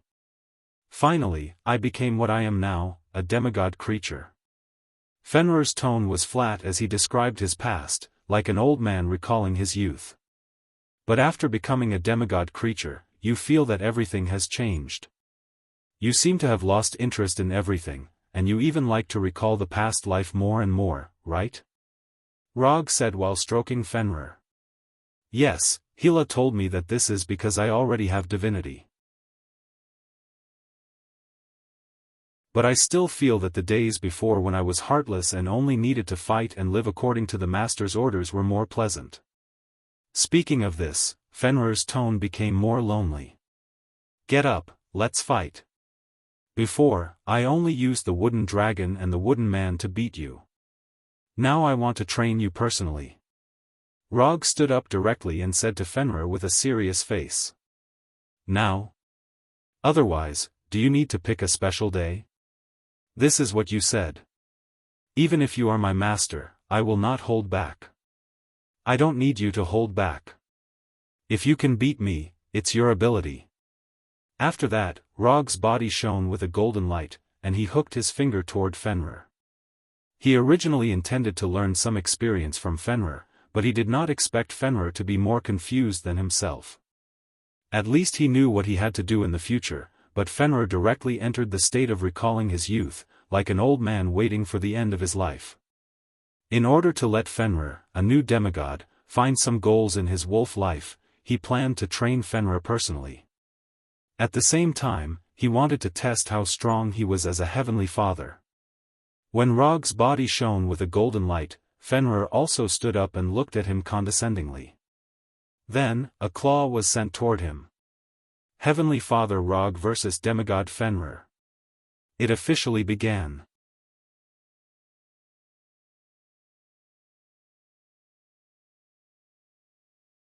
Chapter 651. Fenrir became whiter and stronger. But in front of Rog, who ate the chakra fruit, it was still not enough. Although Fenrir had worked very hard, and even used all his strength, the results still did not change. More than 10 minutes later, Fenrir was lying on the ground on the top of the mountain which had collapsed beyond recognition. It stretched out its red tongue and gasped for air. In terms of time, Fenrir's performance this time was already very good. After all, Rog was now a god-father. But the problem was that in the process of fighting with Fenrir, Rog didn't use a heavy hand, and he didn't even release ninjutsu. He only relied on his current unreasonably strong body and his own close combat skills to completely beat Fenrir to the ground. It was not particularly easy for him to defeat Fenrir, who was already a demigod creature, by relying only on physical strength. Although Fenrir's body was a bit big, his agility and speed were not bad. Several times, Rog's arm was almost bitten off by Fenrir. However, the person who won in the end was still him. When Fenrir was lying on the ground to recover his strength, Rog did not hesitate to lie directly on Fenrir's body, calming his somewhat chaotic breath. Although Rog fought with Fenrir in order to let Fenrir find the goal of wolf life. But he had to say that after venting on Fenrir, he also regained some of his previous feelings. He regained the pleasure of enjoying the battle and defeating the enemy. Are you hungry? After lying on Fenrir for more than 10 minutes, Rog suddenly said, "I'm not hungry." Although the battle just now was fierce, for Fenrir who was already a demigod, he didn't need to eat to replenish his strength. "I'm not hungry, but I just want to eat something now. Do you want to join me?" After hearing Rog's words, Fenrir looked at him with a look of caring for a retard. After more than 10 seconds of silence, Fenrir slowly opened his mouth and said, "Do you think my body type is suitable to go out and eat with you? What's wrong with that? You're the guardian of the werewolves. If you want to eat, who would dare to stop you? Speaking of which, I don't think we've ever had a meal together." Rog recalled his previous interactions with Fenrir, but he couldn't find any memories of them having a meal together. "Strictly speaking, there has been one. When you asked me to pretend to be your ancestor, we had barbecue together at Konoha's headquarters." Fenrir recalled and said, "That time doesn't count. That barbecue wasn't very serious. Let's go, let's taste the werewolf's cooking." After that, Rog rode on Fenrir's back and patted his head. Fenrir sighed helplessly, stood up, and carried Rog to the nearest werewolf city. Tens of minutes later, a city with a werewolf aesthetic appeared in front of them. Although they were all built with reinforced concrete, the style of the city was completely different from that of other countries. Wild. This city had a wild nature that other cities didn't have. The arrival of Rog and Fenrir quickly attracted the attention of the werewolves in the city. After explaining the purpose of their visit to the werewolves in front of them, they soon had an exclusive box, as well as a bunch of chefs and waiters. Although werewolves were not ordinary humans, their cooking methods were similar to humans. If there was a difference, it was that the werewolf's diet was mainly meat. In other words, it was all meat. For this meal, Rog and Fenrir ate for a long time. 2 hours later, they left the city under the gaze of the werewolves. Well, that's it for today. I'll come to you next time when I have time. After summoning the silver surfboard in front of him, Rog opened the portal to Camartage and disappeared with the surfboard in front of Fenrir. After Rog walked into the portal, Fenrir wanted to say something, but in the end, he didn't say anything. Camartage was still the same, there was no change. A sorcerer practicing spells, a sorcerer reading a book, a sorcerer basking in the sun. After taking a look at these sorcerers, Rog walked towards the hall that had not changed for thousands of years. As before, Ancient One was still sitting in the fixed position, brewing the fixed honey tea, and shaking the folding fan that never left his side. "Teacher." After saying hello to Ancient One, Rog let the silver surfboard float aside and sat opposite Ancient One. Ancient One first glanced at the floating silver surfboard, and then set his eyes on Rog. "It seems that you have also taken that step."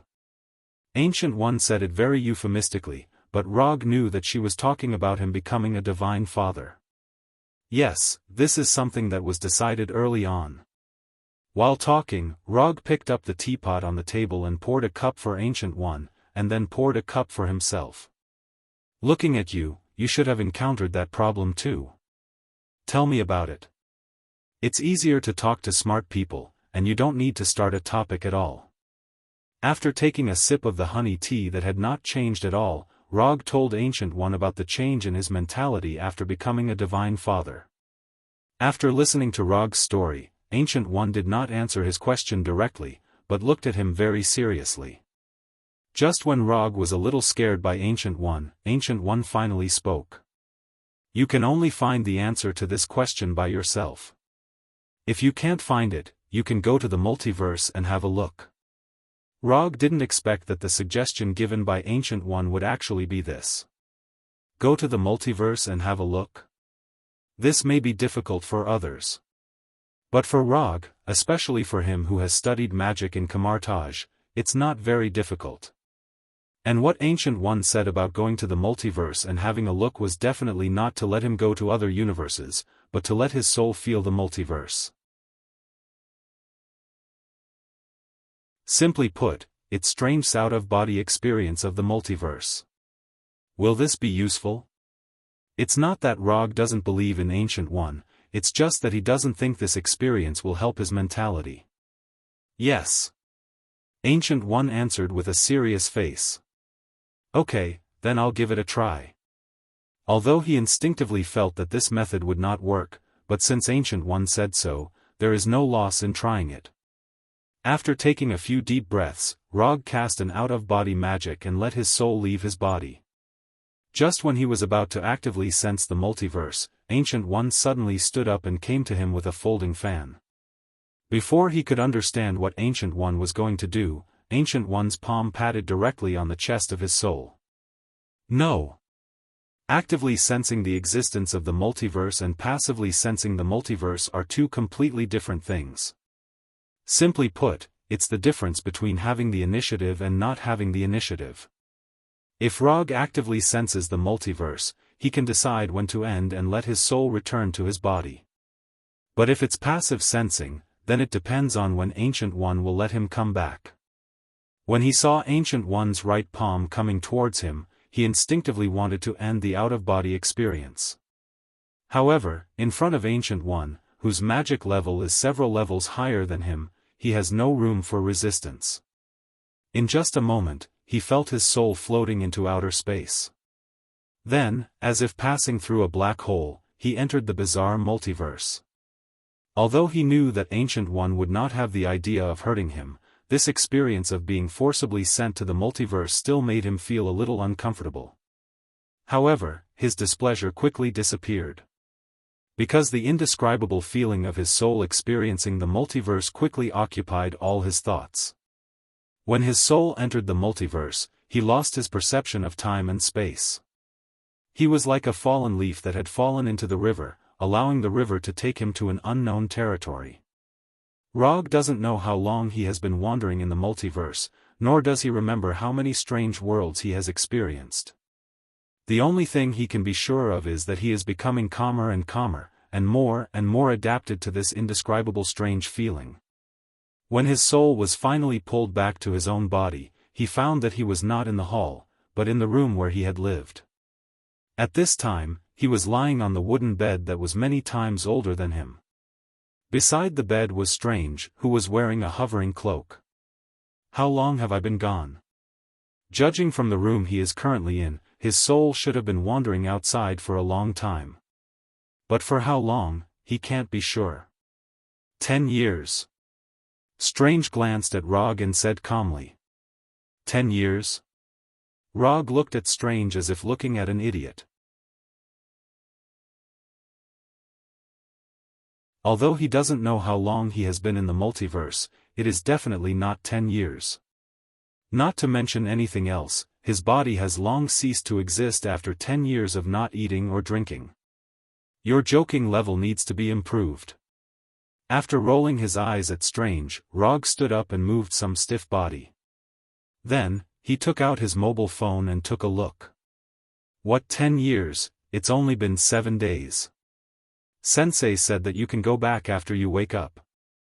The problem you encountered should have been solved. If it hasn't been solved, come again. Strange stood up and relayed Ancient One's words. Thank Sensei for me. After summoning the silver surfboard floating in the corner of the room, Rog opened the portal back to Konoha Hidden Village. Then, he left Kamartaj with the surfboard. It has to be said that the way Ancient One helped him solve the weakening of humanity is a bit too simple and crude. Don't you feel that humanity has weakened? No problem, just go to the multiverse and experience your own insignificance. At that time, not to mention humanity, even the bestial nature can be completely stimulated. Although Ancient One's method is very crude, the effect is also very good. After seeing those strange multiverse, Rog doesn't have any thoughts now. He just wants to be a good person, a person who can eat, sleep, and do what he likes. After returning to Konoha Hidden Village with the surfboard, Rog came to the top of the Hokage building and looked at the entire Konoha Hidden Village. This is my village, this is my planet, this is my... Thinking of this, Rog switched Sharingan to be a Kugan and looked at Hinata, who was working hard in the laboratory. Very good, this kind of life is very good. If it weren't for the agreement with Thanos and the fact that he couldn't find Thanos now, Rog would have directly cancelled the ultimate battle. In fact, there is nothing to fight about. It's not like Thanos didn't lose to him. Winning once is a win, winning twice is also a win. Although that time Thanos lost its last resistance because of the backlash from the power gem, it was because of the backlash from the power gem. But even if there was no backlash from the power gem, the one who lost in the end must be Thanos. As for Thanos wanting to destroy half of the life in the universe, this is also easy to solve. Just give Thanos a few books on the sustainable development of Xianxia family and family planning. There are many ways to solve the problem of too many people resulting in insufficient resources. Why do you have to use the most crude and ineffective one? With the reproduction rate of human beings and other intelligent creatures, eliminating half of the life in the universe at once is not a solution to the problem at all, it's just pushing the time of the problem back. After despising Thanos' approach, Rog and the Flying Thunder God came to Hinata's laboratory. At this time, Hinata was still developing the Sharingan ninjutsu. Her beautiful long black hair was tied into a simple ponytail, and although the white coat on her body covered the curves of her body, it still revealed a charming back. Looking at Hinata, who put almost all her energy into the research, Rog came to her side and grabbed her right hand. Don't study it, give yourself a vacation. After that, Rog didn't wait for Hinata to answer, and the Flying Thunder God took Hinata back to the Hokage's residence. What do you want to eat tonight, Chinese, French, or Italian? While talking, Rog picked up the kitchen apron and skillfully put it on. Chinese food. Okay, Miss Hinata, the Chinese food you want will be delivered to you right away. Opening the refrigerator and taking a look, Rog began to make the only home-cooked dishes he knew. Hinata, on the other hand, sat at the dining table and looked at his back with a gentle face. Early the next morning, Hinata wanted to return to the laboratory to continue the experiment, but before she could get up, she was pulled back to bed by Rog. You're on vacation now, so you don't have to go to the laboratory. After being sent to the multiverse by Ancient One for a week, Rog's mentality changed a lot. Whether it's strength or power, it's not the most important thing. What's important is the person he wants to protect. As for the rest, he doesn't care. Isn't there a decisive battle between you and Thanos?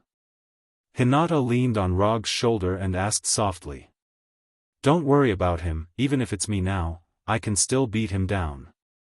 It doesn't matter if I have those ninjutsu or not. If he really becomes stronger than me, then I'll stand him up and let him fight with Ancient One.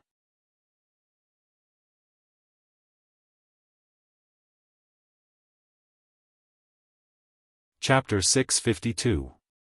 After listening to Rog's explanation, Hinata stretched out her right index finger and drew circles on his chest.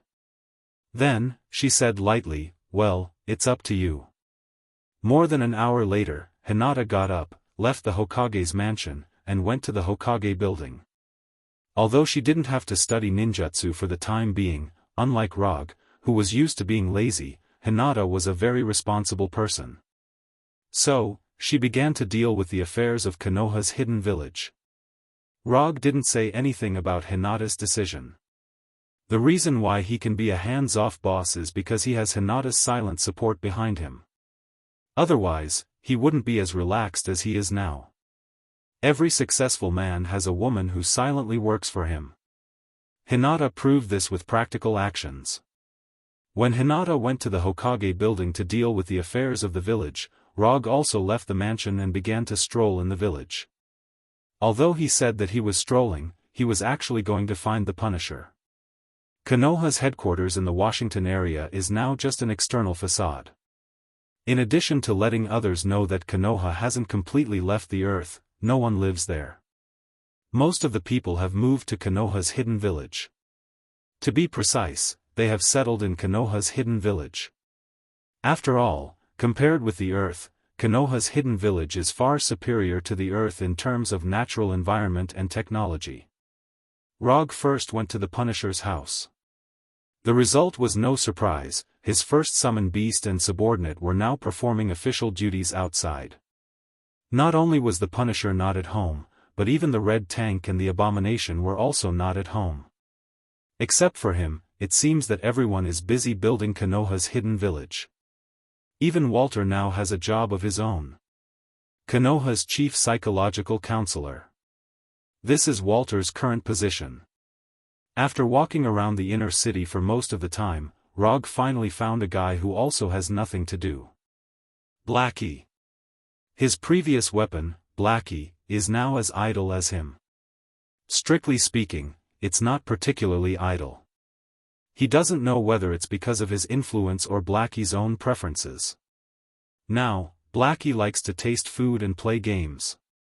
A born fighting race has now become an otaku. If he hadn't seen it with his own eyes, Rog himself wouldn't have believed it. What surprised him even more was that the number of games in Xiao Hei's house was even more than his personal collection. Because of interstellar trade, both the Kree Empire and Xander have trade caravans from Konoha. These caravans not only brought back a lot of specialties from the Kree Empire and Xander, but they also brought back a lot of technological products. For example, Xiao Hei was currently using the latest gaming helmet from the Kree Empire. Rog looked at Little Black's console model and helplessly discovered that the Kree gaming helmet he was currently using was actually 2 generations behind. Rog, your gaming skills aren't good enough. With your standard, you won't even make it into the top 1000 in the entire server. In a multiplayer game similar to PUBG, Rog and Xiao Hei formed a 2-person team. Then, he was crushed. What do you mean my level is not good enough? It's the other side who cheated, okay? He's running even faster than the floating car. That guy is definitely cheating. After taking off the gaming helmet, Rog explained. In esports, being a noob is the original sin. Xiao Hei didn't argue with Rog. Instead, he silently said something that was enough to break Rog's defense. Looking at Xiao Hei's mouth full of sharp teeth, Rog sighed helplessly. In this day and age, even weapons dared to laugh at their master's noob. Times have really changed. Again, I don't believe that I can't get the championship trophy today. After saying that, Rog took the lead and put on the gaming helmet. Reality proved that being a noob was the original sin in esports. When Rog played single-player fighting games, he was definitely a first-rate player. However, once he entered a multiplayer competitive game like this, he, who was used to fighting alone, was quickly beaten to a pulp by the opposing team. In the end, after fighting for a few hours in Xiao Hei's house, he still didn't get the championship trophy. Before leaving, he asked Xiao Hei, who was addicted to the game, "Do you regret becoming my weapon?" He thought Xiao Hei would give him a touching answer. As a result, Xiao Hei didn't say anything and threw the gaming helmet he just used to him. "Don't think about this nonsense all day, practice more when you have time. If you can't find a suitable weapon in a fight, you can come to me at any time." After that, Xiao Hei put on the gaming helmet again and started a new game. Looking at Xiao Hei lying on the sofa with a helmet on, Rog didn't say anything else and left Xiao Hei's house for the next destination. Punisher, Abomination, Red Tank, Dr. Connors, Daisy, Moonstone, Quicksilver, Walter, except for Venom, who still stayed with Eddie on Earth, Rog spent the afternoon visiting each of them. Although they all had their own jobs now, he had a reasonable reason that no one could find a problem with. The 4th Hokage inspected the various jobs in the village. After enjoying a dinner made by Walter at his house, Rog returned to the Hokage's mansion. He spent a day specifically to understand the current lives of others. After confirming that everyone was doing well, he felt a lot more at ease. At least, he didn't let these people who followed him have a bad life. In the following days, he began the boring life of cultivation again. To be precise, it can't be said to be cultivation. It should be to thoroughly adapt to his body after being strengthened by the chakra fruit. While adapting to his body, he also digested Njord's God King's authority. He didn't accept Njord's authority in the ocean and storm domain, but used the energy in it to temper his body little by little. At the same time, he began to learn how to control universal energy. If he wants to go further in the Divine Father level, universal energy is a hurdle that can't be bypassed. Only by learning how to control these universal energy can it be possible to break through the limits of the Divine Father level and advance to a higher level. The system can't provide him with any help in this regard. However, the Silver Surfboard makes up for his shortcomings in this regard. To some extent, the Silver Surfboard is a solidified and self-charging universal energy entity. By studying the Silver Surfboard, he can find a way to control and use universal energy. However, this obviously isn't an easy thing to do. When he began to study universal energy, Hinata also resumed her research on the Sharingan ninjutsu. Although Hinata didn't put all her energy into research, she didn't stop the relevant research either. Time passed little by little, and unknowingly, 3 months have passed. In these 3 months, Rog thoroughly adapted to his strengthened body and learned a way to use universal energy from the Silver Surfboard. In order to understand more about universal energy that can't be classified by attributes and properties, he also went to Asgard and stayed in Asgard's royal library for more than half a month. As a long-established universal civilization, Asgard's research on universal energy is not in the minority. It's just that because of tradition in his physique, Asgard didn't study universal energy as a main force. Compared to the energy of the universe, Asgard's research was mostly about the divine power. But even so, Asgard's information has helped Rog a lot.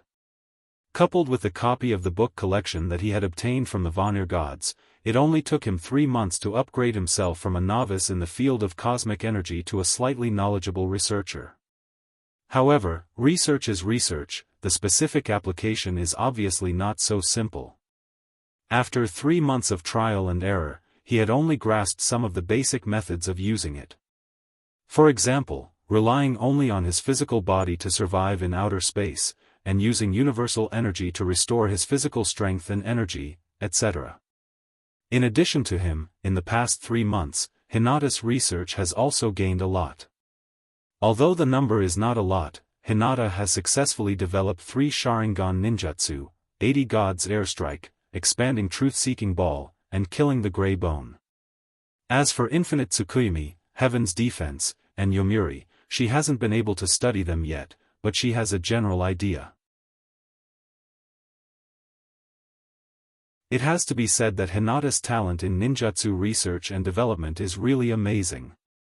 When she put the complete information of the 80 Gods Airstrike, Expanding Truth-Seeking Ball, and Killing Grey Bones in front of Roger once again doubted who was the real transmigrator. Compared with Hinata, he, the real transmigrator, is not an ordinary scum. Although he was a little surprised that Hinata actually developed these 3 ninjutsu, he still happily accepted the information and devoted himself to cultivation. No one will dislike their own strength, this is the same as no one on earth will dislike their own money. Saying that I have no interest in money is just a matter of listening to it. If anyone really believes it, then there is a real problem with their IQ. Rog, who originally planned to give himself a small vacation, began to cultivate again. But this time, he didn't cultivate universal energy or his body, but the 3 ninjutsu that require Sharingan. 1 week later. For Konoha's hidden village, this day is no different from the past. But just after noon, Konoha's security team received a very flamboyant invasion signal. In the outer space of Tatooine, a very famous giant spaceship appeared. Behind this giant spaceship, there is a fleet that is enough to start a planetary war. Temple number 2. At this time, the giant spaceship that came to the outer space of Tatooine was the flagship of Thanos' Tyrant, Temple number 2. Rog, who was practicing ninjutsu in the training room, received a report from number 2.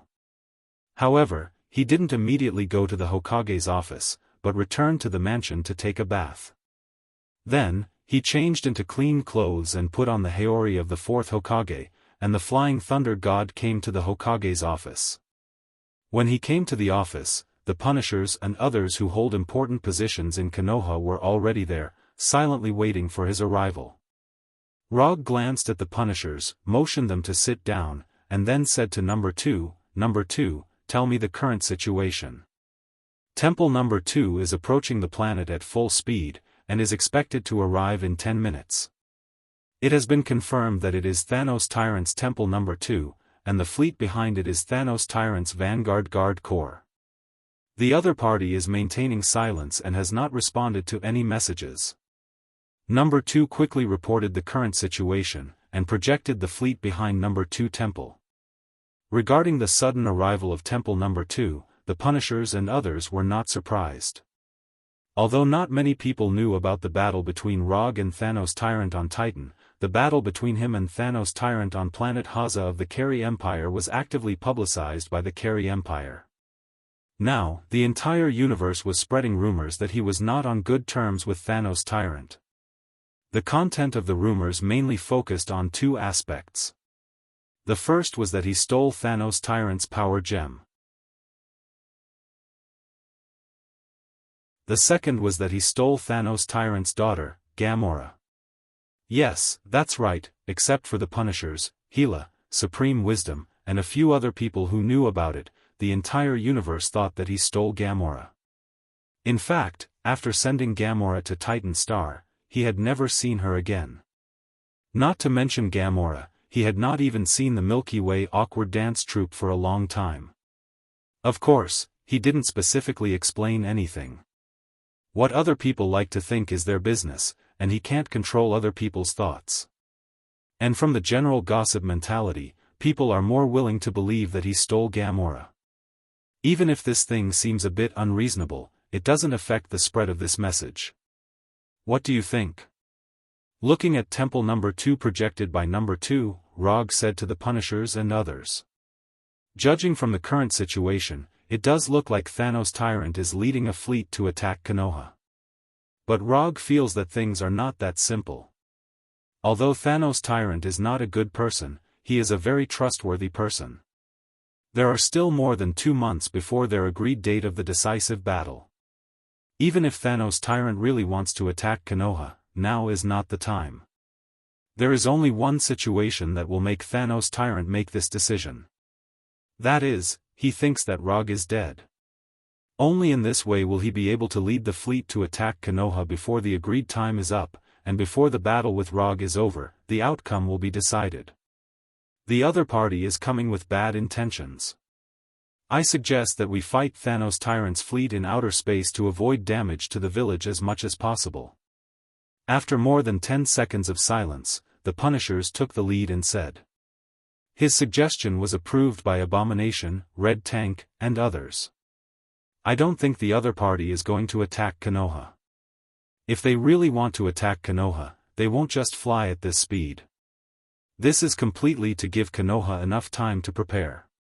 Daisy also expressed her opinion. When Daisy expressed her opinion, the office once again fell into a silent atmosphere. The entire army enters level 1 alert, wait for my order to set off at any time. I'll go and meet Thanos Tyrant first.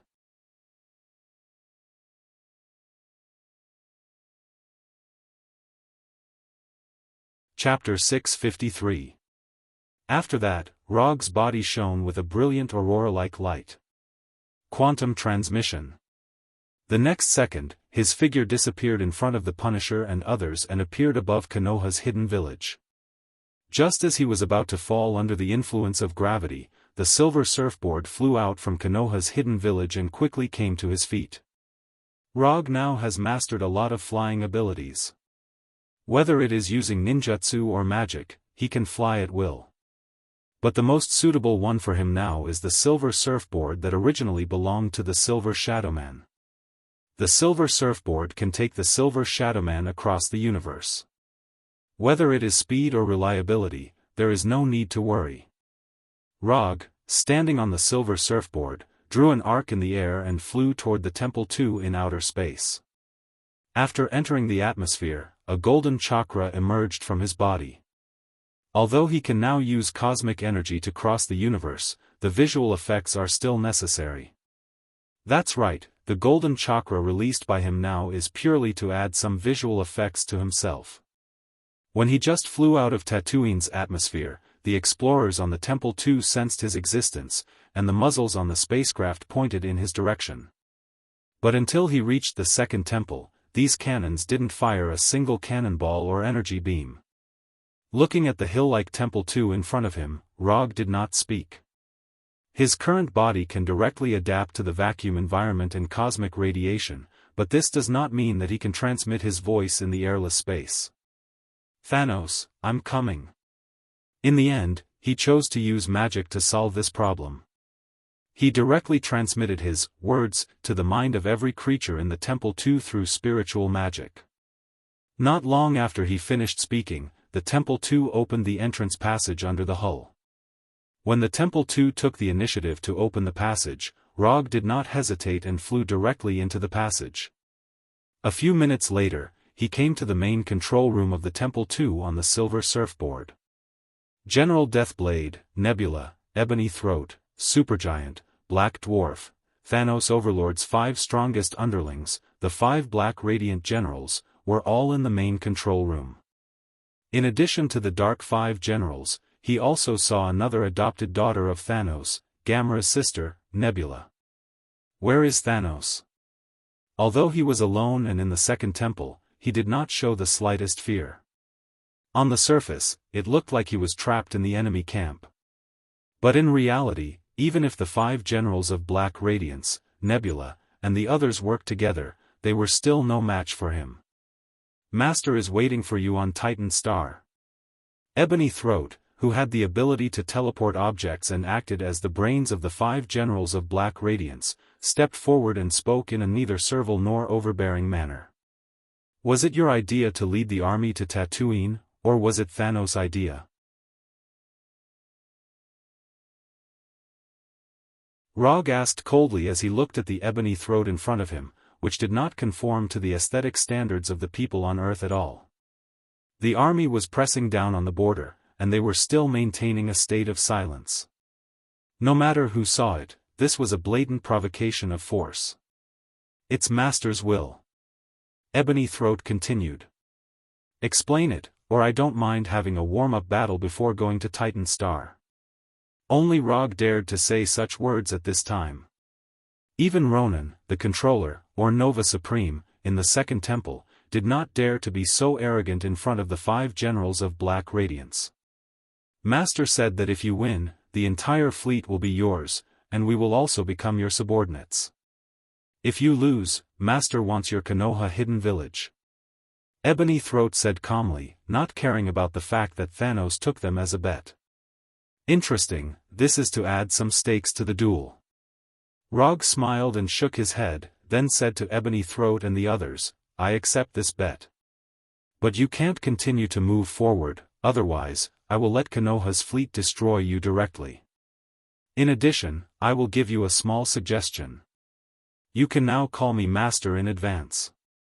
After that, Rog left the main control room without looking back. At the same time, he took out the communicator on his body and issued a new order to Konoha's troops. The content of the order was very simple, that is, if Thanos' fleet continues to move forward, don't hold back and destroy it directly. After doing all this, he opened the portal to Titan Star. As his right hand drew a circle, the portal shining with golden sparks appeared in front of him. On the other side of the portal was the battlefield where he fought with Thanos. To be precise, it was the area where he killed Thanos. After coming out of the portal, he saw the fully armed Thanos. As soon as the portal was formed, Rog knew that Thanos had gotten rid of the state of Edo Tensei. Sure enough, when he came out of the portal, he saw the living Thanos. The huge double-edged sword was inserted in the ground, he was wearing a full set of armor, and the helmet was hanging casually on the sword. Slayer Overlord, who had been completely revived, sat on the broken stone pillar with a golden blade. "You came early." After passing through the portal, Rog walked down from the surfboard and asked Thanos. "I can only maintain this state for a week, and I can't come at the agreed time." Thanos was still sitting on the stone pillar and answered calmly. You actually found death, not bad. There are not many people in the universe who can resurrect Thanos perfectly. Among them, the most likely one to help Thanos is Death, one of the 5 gods of creation. This is one of the reasons why Rog asked Thanos to find Death. I found it, but it's a little different from what I imagined. After that, Thanos stood up, took the helmet off the double-edged sword, and solemnly put it on. When he pulled out the double-edged sword inserted in the ground, he said something that Rog didn't expect. She is also very interested in you and made a deal with me. What deal? If I kill you, she will resurrect me completely. Although he said that he wanted to kill himself, Rog didn't feel any killing intent from him. So that's how it is. Then let me see how strong you are after making a deal with Death. As soon as his voice fell, the chakra on Rog's body surged wildly. QB mode. In an instant, his whole body became like a golden light, and the Haori on his body also became a form of energy. Black magatama and spiral patterns also appeared on his chest and shoulders. After reaching a complete agreement with QB, with 9 luminaries, he could already perform the perfect QB mode smoothly. When Rog entered the QB mode, Thanos did not hesitate and directly waved the double-edged sword towards him. Super Jade Rasengan. Facing Thanos, who was like a cannonball, Rog raised his hand and released a Super Jade Rasengan. Because chakra has become a golden chakra, the Super Jade Rasengan he used at this time was like a golden sun that hit Thanos. Boom! The double-edged sword and the Super Jade Rasengan collided fiercely. A terrifying explosion rang out. As soon as the blast of the explosion rose, Rog and Thanos launched the second wave of attacks. For others, the power of this explosion may be life-threatening.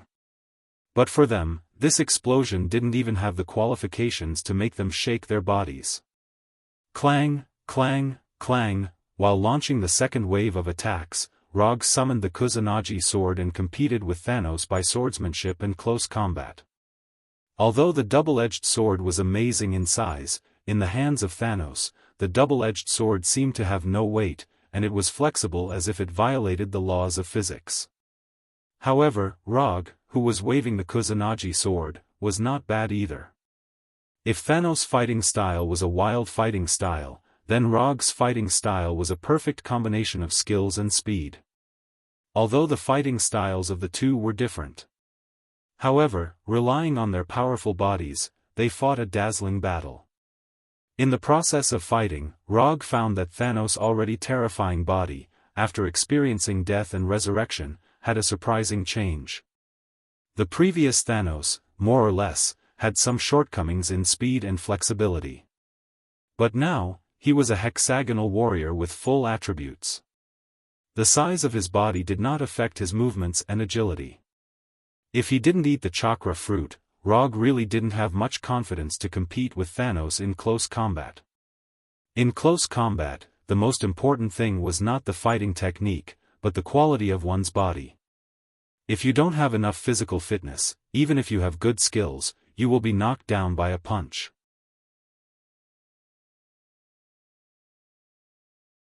With the strengthening of the chakra fruit and the QB mode, Rog's physical fitness was not worse than Thanos, and it was even stronger. However, Thanos was not an easy person to deal with. Although he didn't expect Rog's physical fitness to be improved to this point, he keenly discovered that Rog had taken a critical step and reached the Heavenly Father level. After being aware of this, Thanos no longer held back. He waved his double-edged sword and shouted. Boom! Under Thanos' powerful slash, Rog was forced to take a few steps back. Then, he found that Thanos was different. Heavenly Father level. Thanos actually entered the Heavenly Father level. When they fought just now, he was very sure that Thanos was not a Heavenly Father level. But now, Thanos showed an unquestionable Heavenly Father level aura. Breakthrough in battle? No, this is impossible. Although in some novels, there is no lack of cases of breakthrough in battle. But this kind of thing, in reality, is basically unlikely to happen. Promotion from one level to another is not as simple as eating and drinking. Even Rog himself took a few months to get used to his new power after his breakthrough. If someone really did break through in the middle of a battle, then the most likely outcome was that the lucky person would die in the hands of the enemy because he or she was unable to control the sudden increase in power in his or her body. Fighting seems to be a barbaric technique, but in fact, it is a very scientific technique. The strength, speed, angle, frequency of the attack, if you can't perfectly control your power, let alone killing the enemy, even whether you can survive is a problem. You've changed, you actually learned to hold back in battle. After being forced to retreat, Rog did not continue to attack Thanos and said to Thanos, who was already a Heavenly Father level, "As long as you can win, the means are not important." Slayer Lord answered calmly. In the past, he really disdained to play these means, but after fighting with Rog once, his mentality has undergone some subtle changes. He didn't use means before because he had the strength to crush the enemy. But now it's different. Rog is not an existence that can be crushed by him. Under such circumstances, it's not incomprehensible for him to use some tactics of pretending to be a pig to eat a tiger. Since you've already shown your trump card, then I'll show mine too. After saying that, Rog inserted the Kusanagi sword in his hand into the ground obliquely, and put on a bare-handed fighting posture. 80 Gods Air Strike. Shaking the sky with immortal Dao, attacking and defending in one, a merciless fist. Under the gaze of Thanos, a golden chakra appeared in Rog's palm. In the next second, countless fists formed by the ultimate chakra emerged in an instant, and attacked Thanos like a meteor shower. Boom! Boom! Boom! Compared with the fist of Top Buddha, the fist of 80 Gods Airstrike did not have the kind of earth-shattering shock. But in terms of power, the power of 80 Gods Airstrike was no worse than Top Buddha. Compared with Top Buddha, where the number of fists was limited, 80 Gods Airstrike could be released continuously as long as there was enough chakra. In the face of these endless chakra fists, Thanos did not dodge, nor did he retreat. Like an invincible general who did not retreat in the face of the charge of thousands of troops, he stood in place and waved the double-edged sword in his hand. He wanted to resist Rog's 80 Gods Airstrike. After the last battle, Thanos had determined that his energy attack was far inferior to Rog. In that case, he would use his best method to fight against Rog. 80 Gods Airstrike continued to attack Thanos. Thanos also fought with the double-edged sword in his hand, trying his best to resist the 80 Gods Airstrike. Although the power of 80 Gods Airstrike was earth-shattering, Thanos at this time was still a Heavenly Father level. Although the resistance was a bit difficult, Thanos finally blocked all the chakra fists. As the price, the double-edged sword in his hand and the armor on his body were completely shattered by the 80 Gods Airstrike. You are very, after resisting Rog's 80 Gods Airstrike, Thanos was just about to say something when he saw Rog's right hand raised high. A huge black ball like a black hole appeared in his hand. Inflated truth-seeking jade. Rog was not interested in explaining to Thanos what the inflated truth-seeking jade was. After this huge truth-seeking jade was formed, he did not hesitate. His legs suddenly exerted force and directly attacked Thanos. It could obliterate all properties, turn the world into nothingness, and it was also the starting point of a new space. The inflated truth-seeking jade could devour all types of energy and hide the power to turn the world into nothingness. In terms of power, the inflated truth-seeking jade was his strongest single-target attack skill.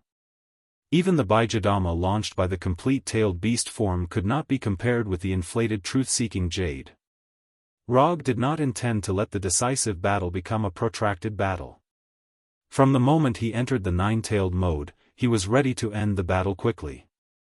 And this inflated truth-seeking jade was the final killing move he prepared for this battle. Looking at the inflated truth-seeking jade getting closer and closer to him, Thanos still had no intention of retreating. Since he started fighting, he had never taken a step back. Not in the past, and not now either. When the inflated truth-seeking jade came in front of him, Thanos clenched his right fist and threw the strongest punch in his life. Boom!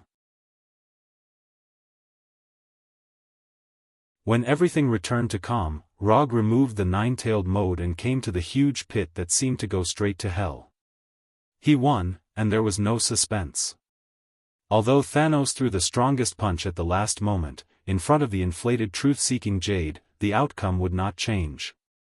After standing in front of this huge pit and staring at it for a few minutes, he opened the portal back to Konoha's hidden village. Although Thanos died under the inflated truth-seeking jade, he didn't know why, but he always had a hunch that he would see this guy with the title of Crazy Titan in the future. Forget it, don't think about it. Let's talk about the future later.